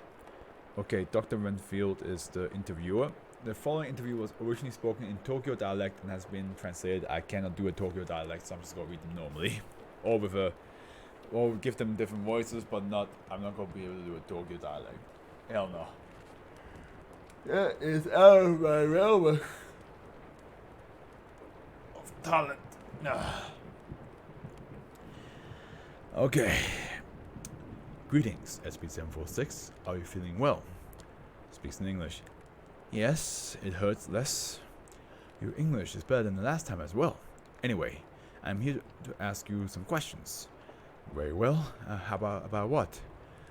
Back in Kyoto, can you tell me why the SCP blank instance was after you? Begins to laugh. 746? Ah, the Oni. Let's see. I found it sitting on that tree in the forest and I spoke to it. I quickly learned it was dumb. One, its stomach was getting hungry, so I saw a chance to do a trick to it. What kind of trick? Well, I tricked it into eating dung. That's disgusting. I know, and never have I seen such a foolish Oni in all of my 700 years of life. It was steamy, and I told the fool it was karinto. Karinto is a sweet, deep-fried Japanese snack food. Oh. So I'm going to assume that what happens next is that it grew angry. Yes, that is correct. That big brute was furious. Oh, the look on its face! And it stood up and swung its club to only miss me. Run I did, as fast as the wind, as behind me. I could hear the brute roar and trees being knocked over. As I was making my escape, I stumbled upon a pond that swung across from a branch, and a second later heard loud splashes of the fool falling into it. Come to think of it, I think it was the home of a family of kappas. There were distinct shouts, but I didn't really knew what was being said, for the owner was coming in and I didn't have time to stop. Anyway, it was starting to catch up, and so I decided to try to make it dizzy by going around in circles. The fool swung its club at every direction, trying to hit me, and some were not even close. Maybe its wet hair got in its eyes, but it was nonetheless amusing. I wonder if this is a karasu.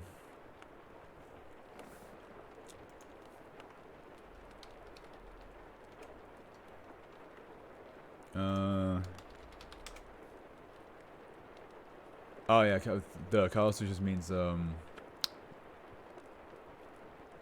the raven or a crow? I don't know, but isn't there like a what is that myth? Japanese myth beasts.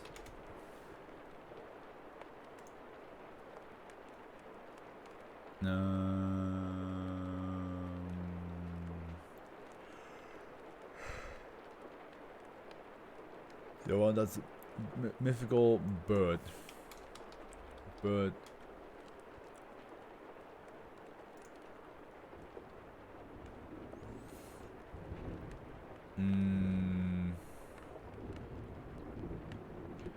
Can't really find the one I'm looking for.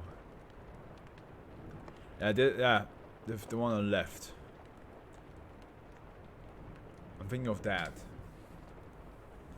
Although I'm not sure if they're known for being pranksters.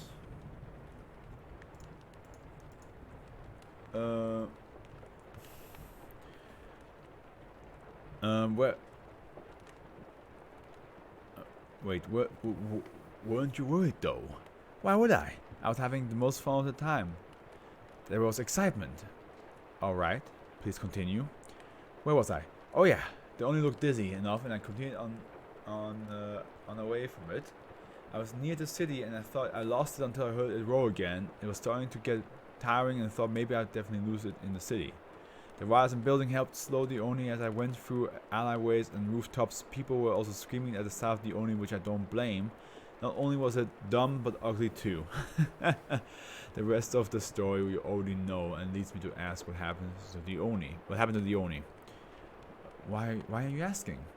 I was too busy in being in pain and shocked to saw what happened. I'm just wondering. We incapacitated it, that's all. Oh, okay. Well, just to be sure to give it an actual Corinto for being the most fun I had in a while. Although I doubt it will trust anything that is Corinto again. Burst into laughter.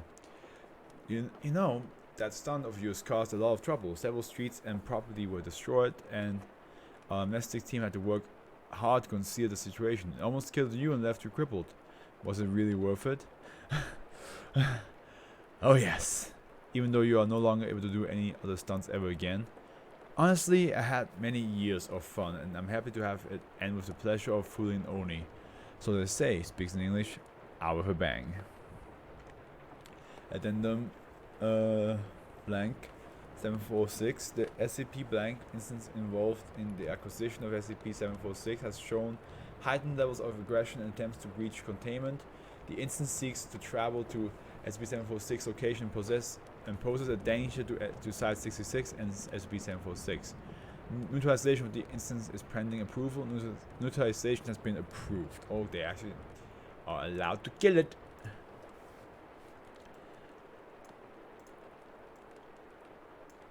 Pseudo-Avian, huh?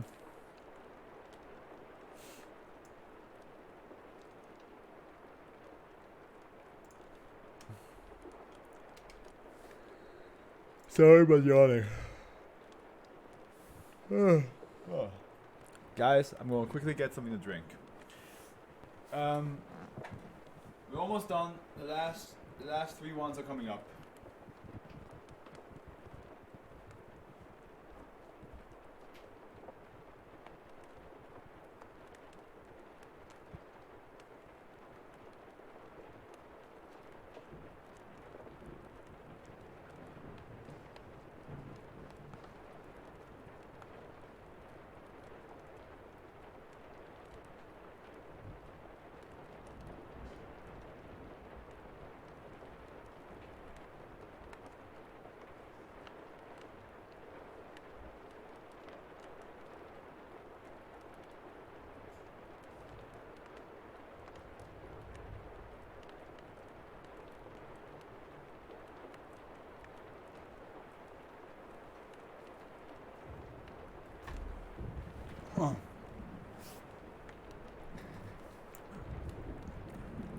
Okay.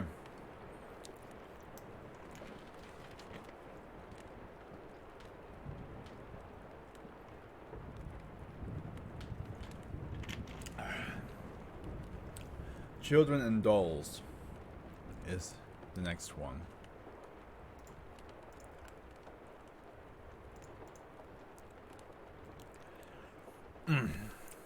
Euclid. All instances of SCP-747 are to be contained in a room exactly 30 meters by 10 meters, with walls consisting of concrete 15 centimeters thick. Any response? All instances of SCP-747 are to be contained together in the same room. In the occurrence, SCP-747 shows interest in any personnel procedure. Procedure SCP-747-B9 must be performed immediately. Under no circumstances shall any unusual actions of SCP-747 go unreported to personnel level 3 or higher. SCP-747 is allowed a total of 25 dolls. Listen. The only scenario in my head that I can think of anybody owning 25 dolls is in that first Annabelle movie, where they for some fucking reason had like a metric shit ton of them in one room. And you know, one of them just happened to be haunted. Or possessed. Well, it's not really haunted, right? But I guess possessed?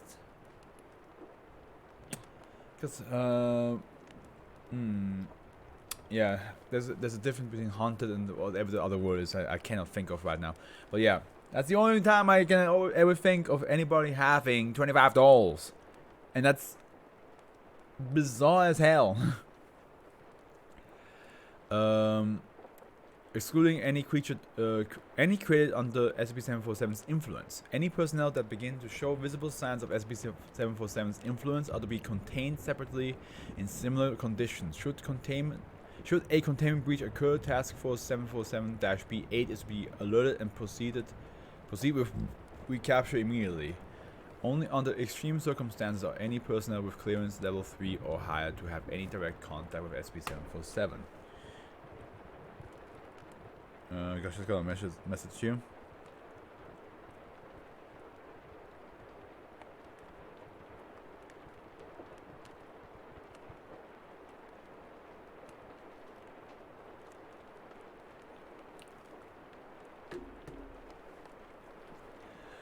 SCP-747 is a phenomenon involving the appearance of children in any manner of animal masks.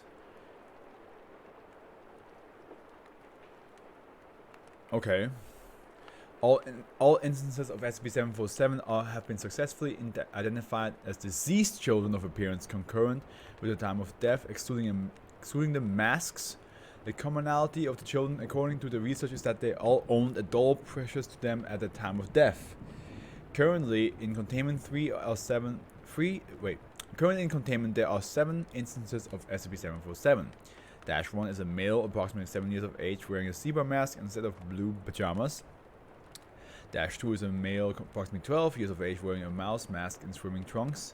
Dash 3 is a female, approximately 10 years of age, wearing a pig mask and an outfit typical of private schooling. Dash 4 is a male, approximately 14 years of age, wearing a rabbit mask and a winter coat.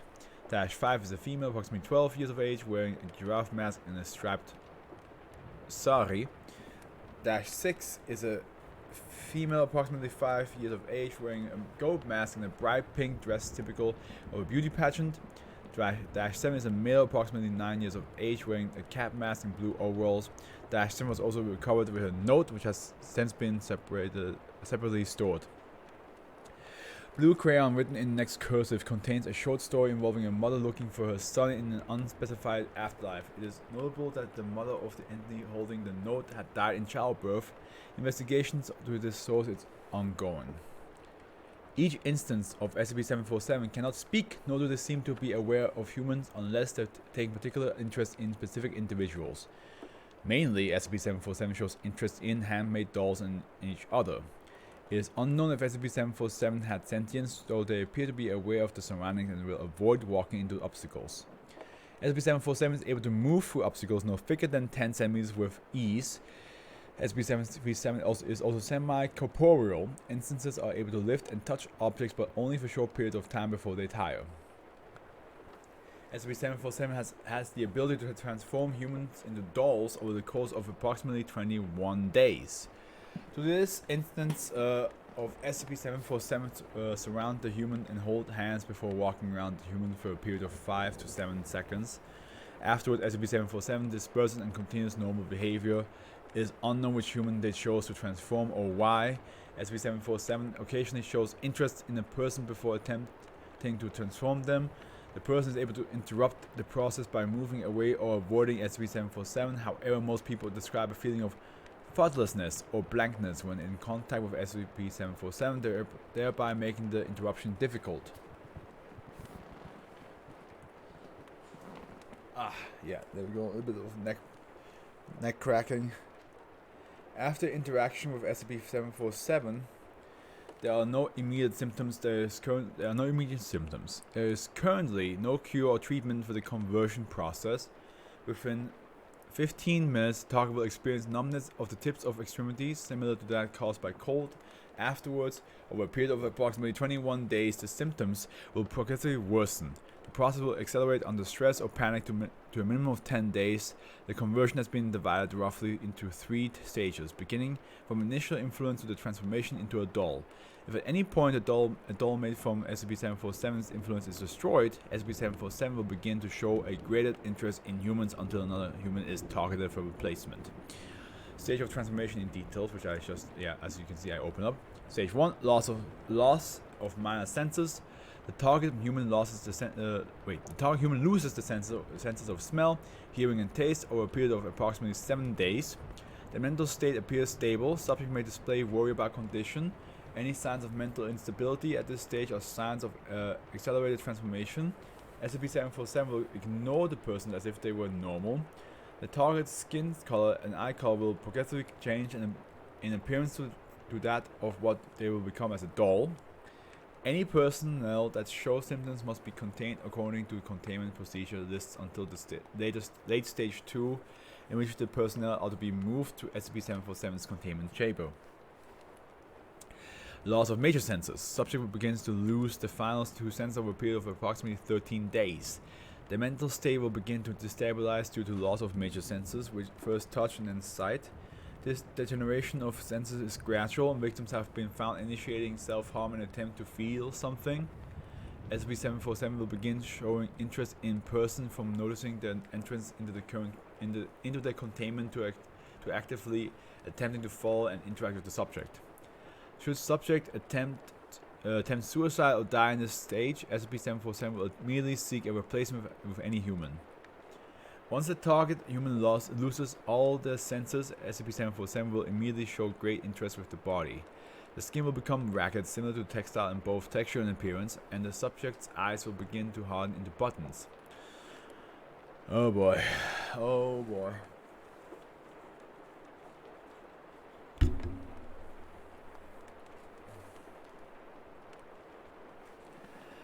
Dissection have revealed that during this process, the victim's organs will begin to convert into stuffing of various materials, including but not limited to cotton and polyester.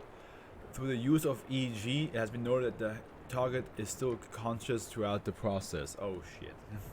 Okay. Through transformation, subject transforms fully into a doll within 24 hours. At this point, SCP-747 will treat them as any other doll. It is currently theorized that the subject is no longer conscious or alive in any sense. That's crossed out. See document B4. Dolls produced through SCP-747's influence are to be kept in SCP-747's containment room and removed only for examination or repair.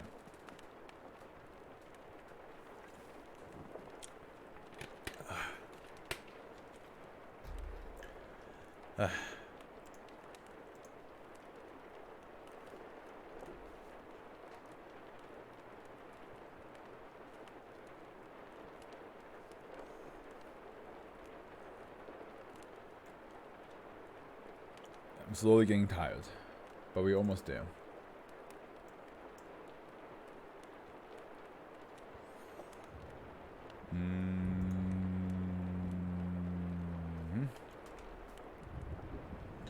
I respond to this message.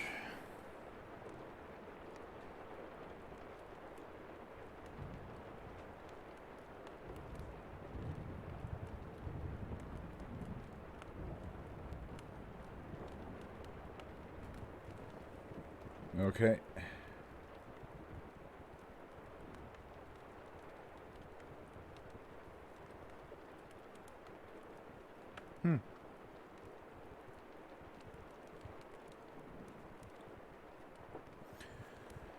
Okay.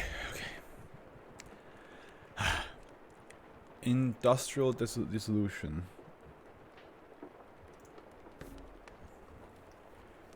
Oh boy, of course they decided to keep one of the longer ones for the end. Oh shit, boys, we're in it for the long run. We're in it for a long ass run. Okay, well.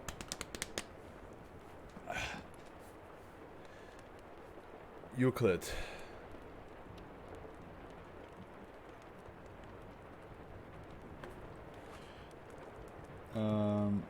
Let me just.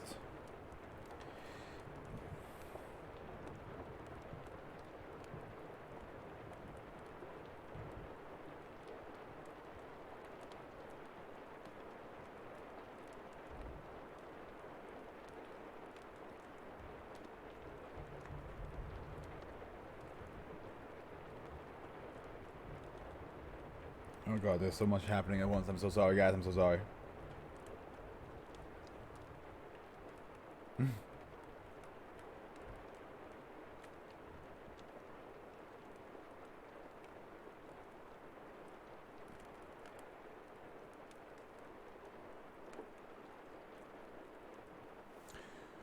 Okay, oh, Jesus Christ. She's spamming me completely to death. I have a long ass thing to read. Then, okay. Gotta breathe in, you know, wake myself up.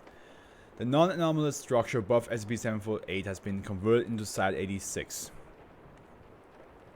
68. Such a German mistake to do every single time. In the event of a civilian encounter, security personnel are to employ non-lethal force in conjunction with the administration of amnestics. A steel barbed wire fence must be maintained at a 4-kilometer radius around SCP-748. Signs warning of toxic contamination are to be attached to the fence at every 3-meter interval. Security has been increased in light of recent changes to SCP-748. Researchers are to travel and work in groups of no fewer than 3 meters. Why did I read meters? No fewer than 3 and must be accompanied by an armed escort at all times. Security personnel are to be equipped with helmets, mounted live audio video recording devices, and all personnel must be equipped with a GPS tracking unit. And here we have SCP-748 interior. SCP-748 is an abandoned industrial complex capable of mass production through anomalous technology. That's the second factory, apparently, that we have here right now. Located in Lowell, Massachusetts, SCP-748 was constructed beneath a non-anomalous factory. SCP-748 anomalous machines are rusted, damaged, and primarily disabled.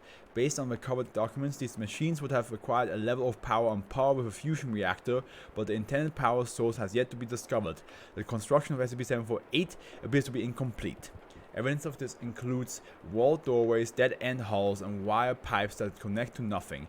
Posters throughout the complex display motivational propagandistic slogans including "A hard worker is a happy worker" and "Active minds lead to idle hands," among others. The first subterranean floor is accessible via a collapsed portion of SCP-748's service interior. Metal signs designate the location as boarding 03/1200. I don't know, I-21. The floor is characterized by 8 hallways, cell blocks 1 to 8, each converging at a circular room equipped with a large mechanical lift. Cells are designated for the containment of workers. The floor is estimated to have been designed for the capability of housing 4,000 to 6,000 individuals in crowded, unsanitary conditions. The second subterranean floor is a rectangular chamber. Despite its distance from the surface, it appears to be designed. It appears to be designed for the packaging and shipping of products. Local signs designate the floor shipping 1200 to 5190. The floor contains 21 mechanical lifts, including the central elevator. The lifts most likely used for transportation of items from the assembly floor. Contained within are 3 machines of identical design attached to the southern, eastern, and northern walls, and are respectively labeled Notok, Greek god of the south wind. Ah, yes. Upok, Greek god of the east wind, and Popak. That should be. This is southeast, and this should be west. No, it's north. Greek god of the north wind. I haven't. These are gods I haven't looked at in so long. From all the Greek stuff. My god. Although disabled, recovered documents suggest that the purpose was related to the transportation of objects.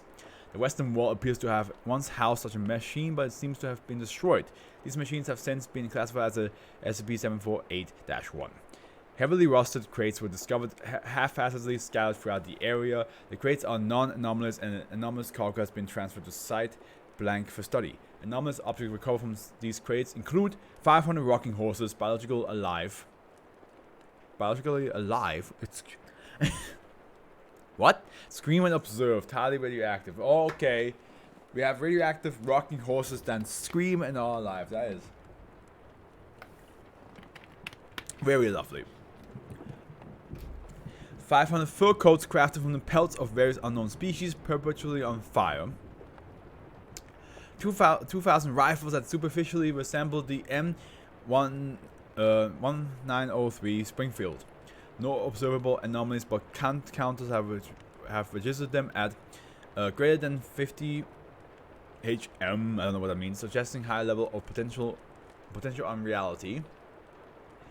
800 bowler hats that cannot be removed once worn, cause the wearer to expel wasps from every orifice. What? This is wild. 200,000 cigarettes. Direct inhalation transforms the consumer into a basking shark. Affected individuals will explode after complete transformation, a process requiring approximately 30 minutes. 10 metric tons of rotten meat. Genetic analysis revealed a hybrid species of human, pig, and squid, highly radioactive. Let's see. Let me close this real quick. The third subterranean floor is a semicircular chamber accessible to via the central elevators. Signs designate this floor production. I don't want to read this. The location, because I don't know how to read that. Like if it means production 3. I mean, I guess it just means production 3, 1,200, Omega 91. I guess the location is composed of conveyor belts, pneumatic tubes, electron tubes, and pipes, all of which connect to a large machine, since classified as -2. Located in the southern section of the chamber, based on the recovered documents, -2 intended purposes was roughly analogs to a molecular assembler. A theoretically device capable of guiding chemical reactions by positioning reactive molecules with atomic precision, also known as a universal constructor. However, its design and mechanics fail to correlate with such a hypothetical constructor or with established laws of nature, rendering the process entirely anomalous. It appears that -2 suffered significant damage at some point in the past, an event likely related to SCP-748's neutralization. This is estimated to have occurred in the early 1950s, despite records stating that the service factory was shut down and abandoned in 1915. History and discovery. The factory that would eventually house SCP-748 was built in 1882 by Randolph T. Metzger and initially functioned as a textile mill. It is speculated that SCP-748 itself was clandestinely built between the years 1896 and 1908. Abandoned long before containment, the location was considered a popular, albeit dangerous destination for exploration and the source of several urban legends, none of which are believed to be relevant to its anomaly. On the 9th, 1992, the Foundation began its investigation after years of disappearances being attributed to the location. SCP-748 will be under Foundation containment by October of that year.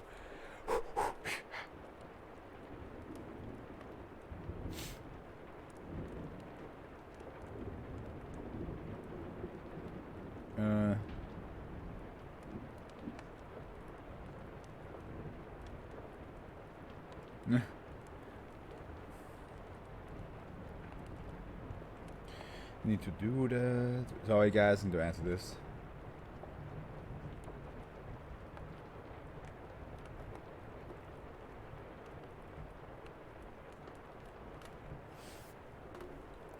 Randolph T. Metzger biography.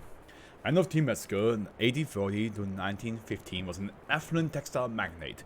Born to German immigrants, he was the... Yeah, Metzger, of course. Metzger means butcher in German.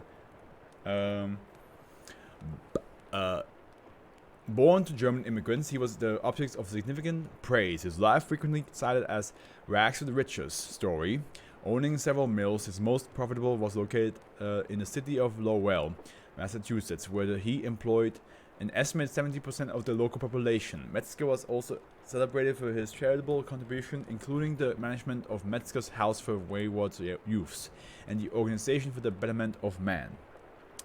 Despite his charitable works, he remained a contemptuous figure in the eyes of organized labor. Conditions within the factory were reportedly dismal and devoid of safety regulation. His conflict with the labor movement would culminate in the bombing of the Lowell factory in 1895, resulting in 23 fatalities. The incident was blamed on anarchist provocators, and 6 men were arrested and executed for their involvement despite a lack of evidence. The actual cause of the incident remains unknown, police refusing to investigate the matter further. Corruption is suspected. And here we have a picture of good old Randolph. Metzger began to restructure his business enterprise in early 1896, resulting in the creation of what would later be classified as SCP-748. Approximate to this time, based on Metzger's private journal, aligned himself with an entity known as the Investor. Some since classified as POY 296, currently unidentified, they are capable of supplying anomalous technology. Metzger committed suicide on November 13, 1915. His body discovered by constables after a mail carrier reported hearing gunshots in the vicinity of his manor. Autopsy revealed the cause of death to be a self-inflicted gunshot wound to the head.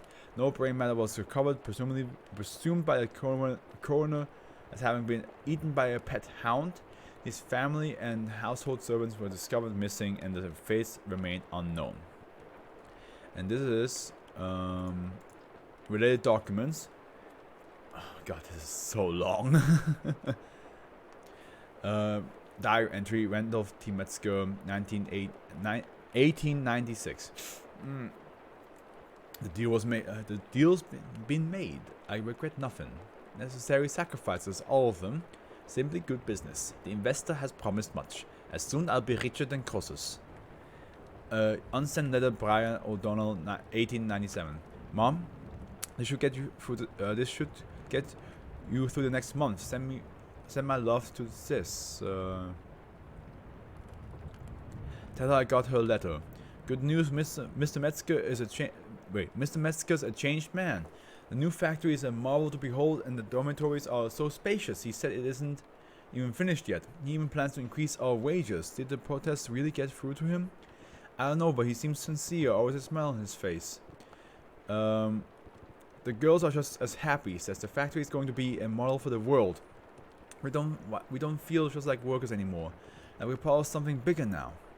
It ain't equal to. Oh my god. It ain't equal to Mr. Metzger, but it's certainly an improvement. Haven't seen his family in a while. His wife and boys used to visit a lot. Sincerely, Brianna. Diary entry: Ludzka Jaskowski, 1900. Translated from Polish. Where does everyone go? So many floors. How many are here now? So how to keep track? Was working with Sasha at 202. We were speaking and then she was gone. Overseer says not to worry. I ask him again and he beats me. I don't know why. He has no face. Uh-oh. Oh, no. I searched for her today, but can't find 202. Numbers keep moving. It hurts behind my eyes. Blood comes from my nose and ears. Overseer says it's normal. I cannot let them see me cry, or they will use the punishment rod. No more. I'm dying inside. And then diary entry: Randolph again, 1902. The machine has gone online well ahead of schedule.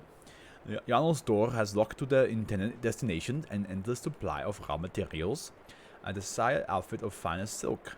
The machines created it. I wish for toys, and toys it shall produce. The M-machine can conjure forth every possible consumer good. I transmute flesh into bread and blood into wine. The factory bends to my will. The workers live at my mercy alone. I am God here. Well, shit. Fiona Murphy. 1906. This place is a prison. We cannot leave. Those outside this dungeon must not know. Always more workers, hundreds, thousands. The factory expands. The factory shifts. I heard the overseers. They say it is one of many, connected by a Janus door. What do they mean? The walls move. Too many floors. Too many rooms. Can't keep track. Nothing seems real. My stomach churns and I vomit daily. They inject our meals just enough to keep us alive and useful. The noise is deafening. The sound of machines and screams. And the toil never ends. People work themselves to death and then are fed to the infernal machine. We make everything. Food, toys, clothes, and weapons. Unlike any I could imagine. Terrible, terrible weapons. We are allowed 4 hours for sleep, but I often wake to the sound of harvestmen. The scrapping of metal on metal. In the morning, we sometimes find someone missing. We dare not question it. Need to keep our head down. Can't look them in the eyes. They aren't human. Not anymore. 1912. Again, Metzger. The investor dreams of war. A most profitable venture. This explains the current demands. I don't know where they are being sent. The investor prefers to keep me in the dark. I've become a cog in the machine and have grown dreadfully bored. This factory is bound to me. It grows too efficient, too perfect. I have no place in the future. Have I become obsolete? This wasn't what I was promised. Okay. There's still more. There's still more. Jesus, there's so much. On the 5th, 14th, 1996, a blockage of bone and scrap metal was removed from several large pipes used throughout the I'm pretty sure I'm pretty sure Naima, Jesus, Naima, no, okay, I'm too tired. She's not watching anymore, I'm pretty sure. It's past midnight, and she probably has work tomorrow. I'm watching the wrap up right now on a new 4K 70.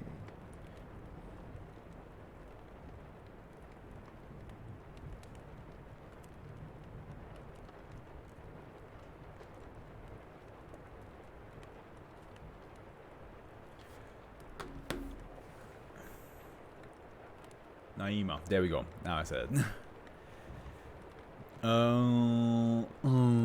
This removal caused the pipes to flood with water, resulting in the loss of 11 personnel. Following this incident, electrical lights were enabled throughout the complex, flickering and dim, suggestive of low power, and an aperture opened where the central elevator shaft had previously terminated, connecting to an additional floor. The fourth subterranean floor is a spherical chamber accessible via the central elevator shaft. Metal signs designate the floor as Management 1200. Whatever that sign is, 586. Contained within this floor are 200 pillar-shaped machines attached to one another via copper wires, bronze pipes, and vacuum tubes. Each device houses a glass cylinder containing an unidentified green liquid and one preserved human brain. These brains are biologically alive but have suffered damage consistent with lobotomy. These devices are classified as SCP-748-3 and connect to a large and intricate apparatus at the northeastern section of the floor, which has since been classified as -4. -4 is a 275 metric ton biomechanical machine related to the control of management of SCP-748. -4 mechanical component is comparable to an analog computer, albeit one of incredible complexity, while its organic component is the living human brain that claims to be Randolph T. Metzger. -4 voice is often distorted and marred by static. It remains unknown how it is able to speak to her, able to speak and hear. And here we have the interviews. Interviewed -4 Randolph T. Metzger. Dr. Emerson, first official interview with -4. Please state your name. I am Randolph Thaddeus Metzger. Has the investor sent you? Does he finally wish to parley after all these years? No, I wasn't sent by the investor. Tell me, how did you come be in your current state? Do you think yourself be my equal? Humble your tone and lower your head. I demand answers to satisfy my desire, and perhaps I'll indulge your curiosity. Very well, Mr. Metzger, ask your questions. If you are not one of his sycophants, then who are you? I'm a researcher, nothing more. Does that satisfy? Interrupts the voice distorted, metallic and grating tone. Liar! Liar! I've been watching you with all my eyes. A researcher, yes, but don't play me a fool. I'm afraid that information is confidential. Then you are a parasite and shall receive nothing. You lose! Good day, sir! Closing statement. A request was made to Overwatch for a TOI agreement. Trade of information, a limited and controlled release of information in order to gather presently unknown data. Request approved, Dr. Paul Emerson. Back at it again with the second interview. Second official interview. We agree to your terms. We are an organization that deals with anomalies such as yourself. I am an anomaly now? Or it's simply a trade secret? Being a brain in a jar? Now, there is no need to be snide. Will you answer our questions then? Speak your words, I'll decide whether to answer or not. How did you come to be in your present state? I was utterly aghast, you know. At least at first, no doubt my enemies would have proclaimed poetic justice or some rot. The investor was not punishing me. No.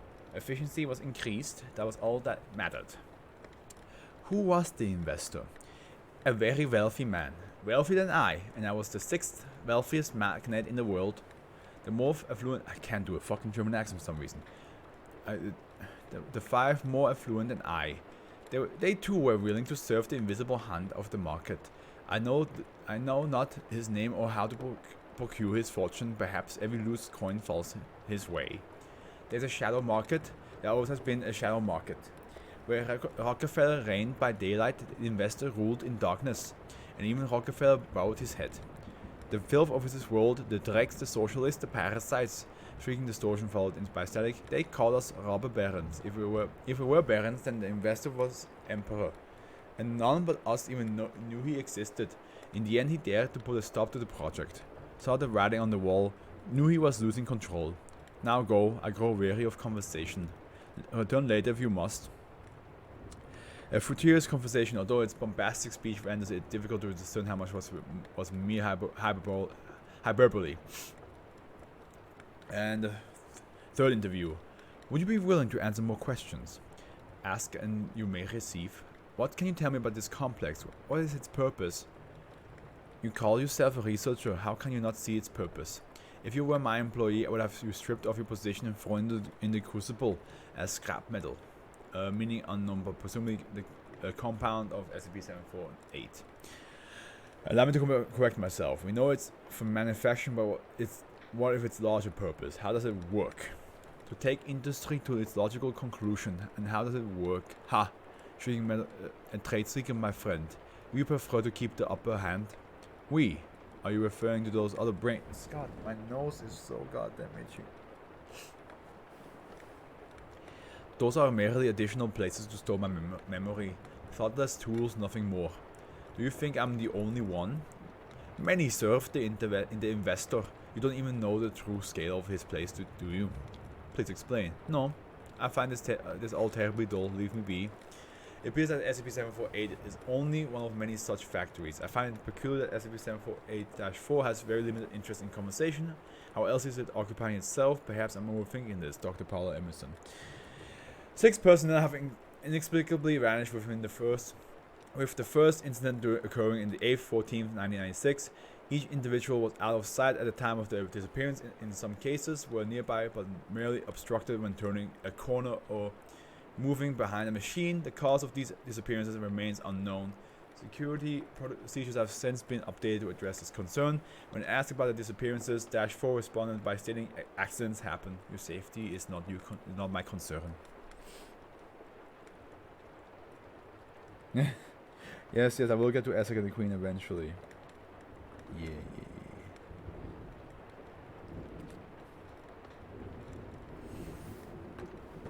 And the last couple of things to read from this one. Oh, God. What does this have to say? Information restricted to level 4 personnel or above. Warning, due to the ongoing nature of SCP-748's containment breach, this document is incomplete and subject to change. 0512. 12/31st, 1999. Uh-huh. A massive new TV. I'm proud for her. I'm happy for her. Keto. Special containment procedures SCP-748 and its related anomalies are currently uncontained. Special containment procedures are to focus on the apprehension of SCP-748 products and the mitigation of Mammon events. Description. Okay, we can. Yeah. SCP-748 is a factory complex capable of anomalous manufacturing. SCP-748 is not believed to be the only one of its kind and may function in tandem with potentially hundreds of such instances. GPS readings recovered from Site 68 revealed scattered pings across all continents but Antarctica. This suggests that SCP-748 may now be merged with these related instances and functioning as a single entity via dimensional anomalies. It is currently unknown when SCP-748 breached containment, but it is hypothesized that Site 68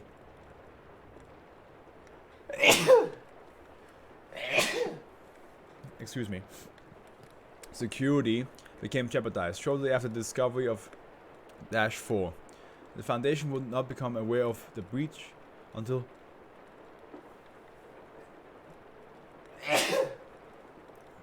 the first recorded Omega Mammon event. The destruction of Site 68 being a likely Alpha Mammon event. It's itchy now. This nose. As Alpha Mammon event involves the harvest of materials and the transmutation into sellable products, resources are gathered by instances of -5 by any available means and make no distinction between living and non-living matter.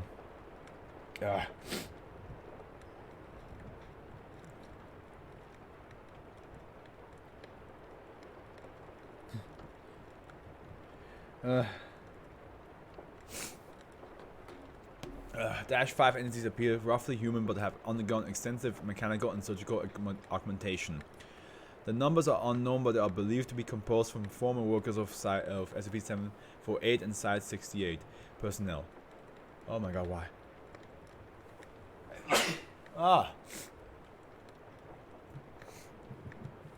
-5 lack skin and appear to have undergone a process similar to plastination. A technique used in anatomy to preserve bodies or body parts, first developed by Gunther von Hagens in 1977. Water and fat are replaced with plastics, preserving anatomical properties and preventing decay, but employing a stronger, more flexible material. Attached to the backs of -5 are rusted iron cages, the tops of which are open and apparently designed for the collection of materials. The left hands have been replaced with tools, more commonly sickles or circular saws. The face have been completely excised, the hollow space housing a flaring horn, similar to those used in the early phonographs. Those might be the ones that he said they don't have any faces. -5 are able to render themselves intangible, during which they are unable to interact with the physical world and are capable of demanifesting at any location. This in turn makes it practically impossible to contain a living specimen. Autopsies of deceased subjects, -5 can be terminated through destruction of the brainstem, suggest that the mechanical components of -5 self-destruct upon the disassemblement of the host, leaving the technology beyond repair and of little to no research value. An Omega Mammon event involves the manifestation of SCP-748. My slippers are causing a problem down here. Products at retail location. These objects, as well as the packaging used, have a cognitive influence on employees and owners of affected stores. Retailers are unable to perceive SCP-748 products as unusual or out of place. Money used to purchase these products will vanish the moment they are placed within a register. Credit or debit cards. I got something in my eye. This is the worst moment. Credit or debit cards used for the purchase will have the appropriate amount of money deducted without any evidence of where the money was transferred. The first Omega Mammon event involved the sudden influx of I should probably tell her that I'm happy for her. God damn it. I am happy for her. Involved sudden influx of anomalous objects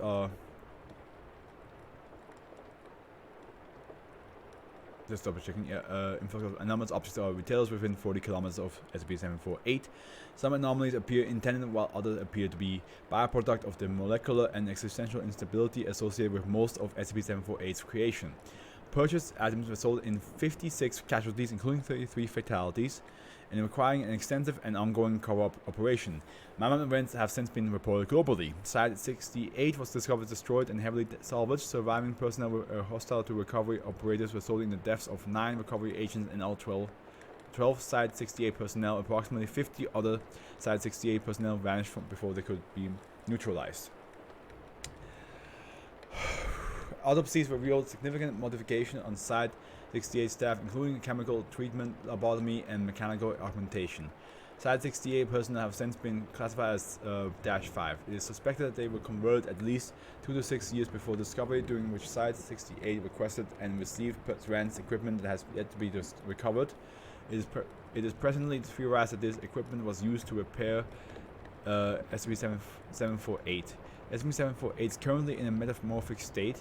These shifts lack any recognizable pattern and have resulted in the fatalities of 32 recovery operators, primarily from being transfigured and incorporated into SCP-748 or through evisceration by the rapid manifestation of pipes and wires.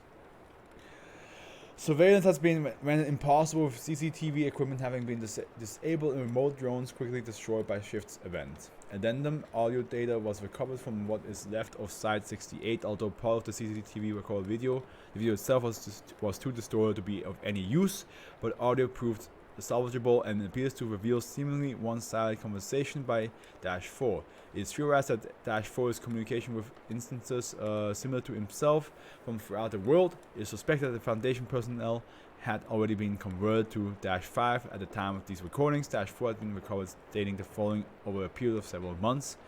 Wake up, Liverpool, it's time to get back to work. A capital idea will come on the market. Our Tokyo, you survived. The pit, we've slept through the war. It will be most profitable venture. Be proud, my friend, for the project move swiftly. The Infinity Edge engine has been reactivated. The Crucible demands fresh material. We have been long awaited for this. The world will be that of producer and consumer, and those who refuse will be industrialized. We are to fulfill our destiny and become one with the free market. Gentlemen, I do declare the factory is back in business. Oh, sweet. Jeez, that took quite some time. That took like at least 40 minutes, I would say, to read through.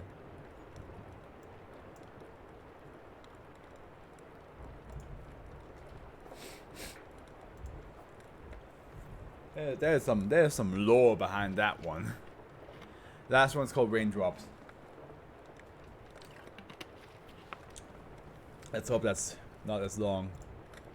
Oh, thank you.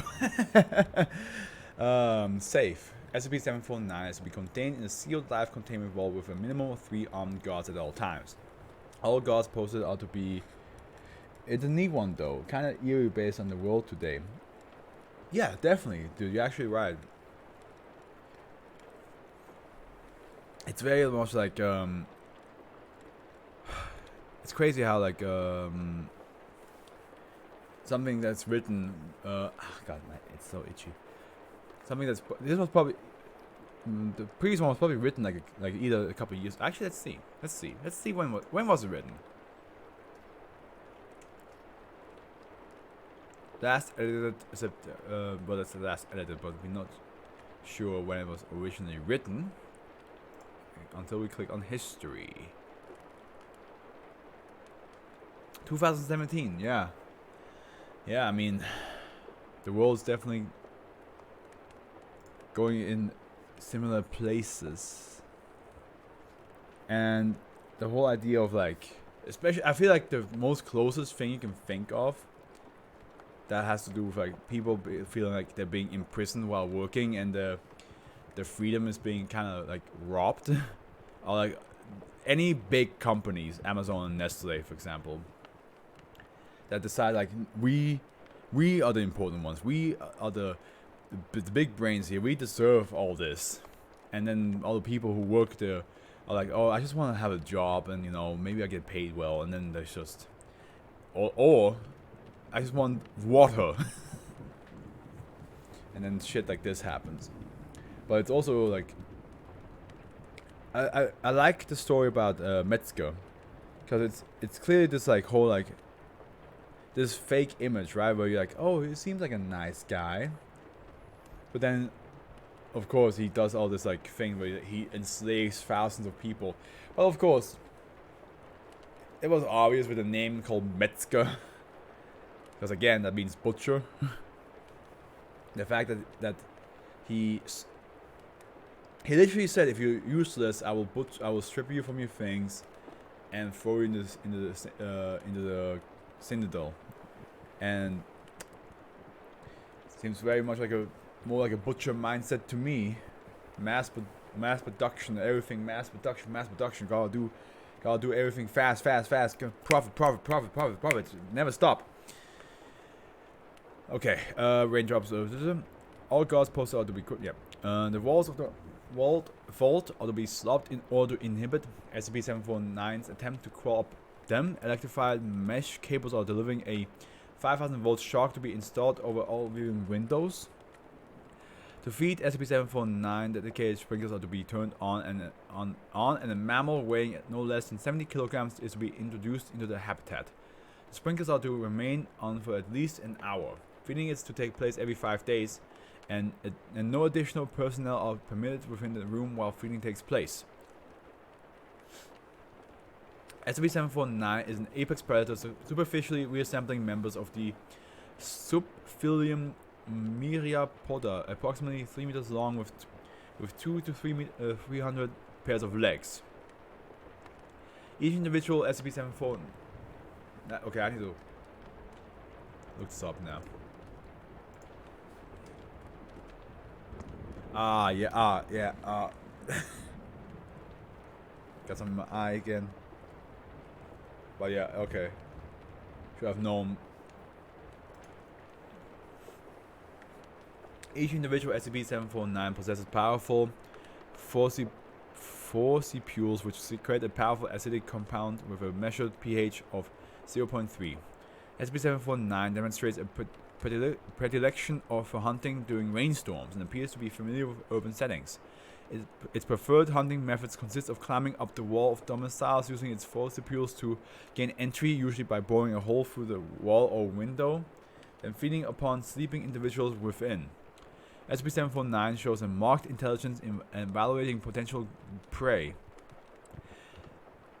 In all reported SCP-749 attacks, the creature fed upon the smallest unaccompanied individual, and its feeding habits in containment continue to support this conclusion of intelligence. SCP-749 appears to avoid detection prior to these attacks through the combination of both visual and oral camouflage. When actively hunting prey, SCP-749 will alter its hue to match even complicated surfaces such as stonework, rendering it visually almost undetectable until it strikes. The unique pattern of walking and form of legs possessed by the creature causes it to emulate and therefore blend in with the sound of raindrops impacting hard surfaces. However, due to the fidelity with which SCP-749 replicates the sound, varying the sound based on the surface, SCP-749 either is intelligent enough to vary its walking patterns based on the surface, or exudes a non-vibration based effect that causes it to be heard as raindrops by potential prey.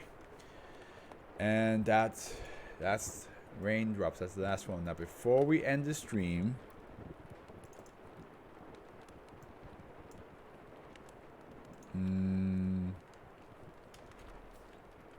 here we go. Here's the list of the SCPs we just read in order of which one I preferred the most in enjoyment. Not in critique of how it's written or what the rating is, but in how much I enjoyed it. Yeah, Chocolate Fountain just like I had to think. I just feel like I had to think about the chocolate fountain I ate from as a child. But the idea that then a bunch of insects just crawl out and be like, "Well, you coming with us, son? We gotta feed. We need to eat ya." It's just like, woo, damn. And if you don't have anything in close vicinity, those things will travel. The headlights, yeah, I love the idea of like just like you look at the back of the mirror and you see this car, right? But then you're like, what is this up with this? What is this car deal? Why is it trying to like bump into me or trying to swerve me? What is up with it? And then once you crash or stop, and you then realize that's no car. but yeah, most of the time it's probably too late. You're probably going to get eaten. The Hindenburg photograph. It's pretty dark, and it's pretty dark of a SCP. But I do like Chocolate Fountain and the Golden Corral seems so much less appealing. You're just looking around like there better not be any chocolate ants coming out or chocolate insects scouting for us. The Hindenburg photograph, yeah, it's just a dark one, but I do like the idea. It is because it is such a vicious historical moment in our life, or well, not in my life, but like in history of our life, so of our world, of our Earth. The fact that this SCP is like, well, you want to live through it? And you're like, no. Children dolls. I mean, children with masks and creating dolls. That's just easy setting for horror movie stuff, Just easy setting. Raindrops, big ass insect, making the sound of raindrops. The raindrops that you hear right now is actually a bunch of these insects just crawling around on the roof, on the ceiling, just like, just giving me the atmosphere. Industrial dissolution. A lot of lore, but it's very good lore for sure, and it's very interesting to see like how people's views of Metzger changes from like he gives us jobs, he's so nice, he has done so much, and then just finding out that actually he was like really messed up in the brain. So messed up that his brain is still functionable in a tube. Retrovirus, basically like a zombie apocalypse, was like it messes your DNA, and I think it's very messed up how it aims to like mess children up as well, Pseudo-Avian, old man bird, just like, hey man, listen, I had my fun, it happens, I had 700 years of fun, and the last prank was just legendary. So why I'm good. I'm good to just chill and learn English. Assembly required. So yeah, even already. Oh yeah, the fucking factory. Yeah. Well, maybe if Dash 1 would explain to them why it's so important to fix the factory. Maybe then we would know more. But yeah, shittily make a bunch of materials. Oh well. Mysterious Russian submarine. Actually, I kind of want to change that. I want to change the order. I prefer the haunted submarine over the assembly required. Yeah, I prefer that.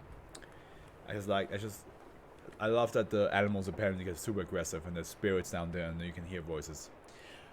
Whew, okay, that was the 10 SCPs of Sunday.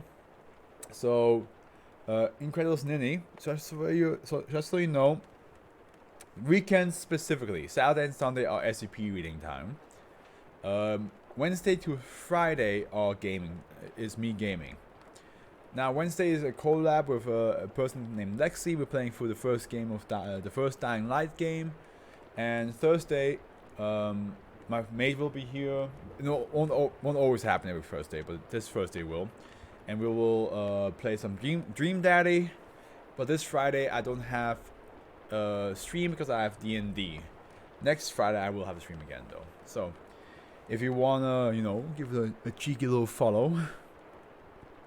So you can see next Saturday's SCPs, which will be the 750s, and next Sundays will be the 760s. Then yeah, I will highly appreciate that. And as you can see above, it says here average viewers. I'm very close to affiliated. I just need to reach the average viewers of 3 viewers in a month. I knew it. Because the moment I said like, if you want to give a cheeky follow, in the back of my mind I was like, wait a minute. I'm pretty sure he already did. It even says, it says down here. I'm so dumb. 3 days ago. When did that? Was that? That was today is Saturday. So you must have followed when Dream Daddy time. Yes. I'm dumb. I apologize. I'm so sorry. I think I know why I got. I thought you were new. It's because it does here first time chatter, and I was like, man, okay, we have a new person in town. But yeah, I should have known. Always a good time. Thanks. I try my best. But yeah, for now, go back to the SCPs, please. For now, I'll see you guys Wednesday. I hope you enjoy this the SCP 740s. I mean, kind of new, right? Yeah, you knew. So it's good to see that you. It was nice talking to you. It was nice that we had this interaction, that we had the chance to like talk this out. Whew. So I hope you all had a good morning, afternoon, evening, and you had a good time with me reading this SCP. We're very closely affiliated. I hope by Saturday we get it done. Next Saturday in a week. Now.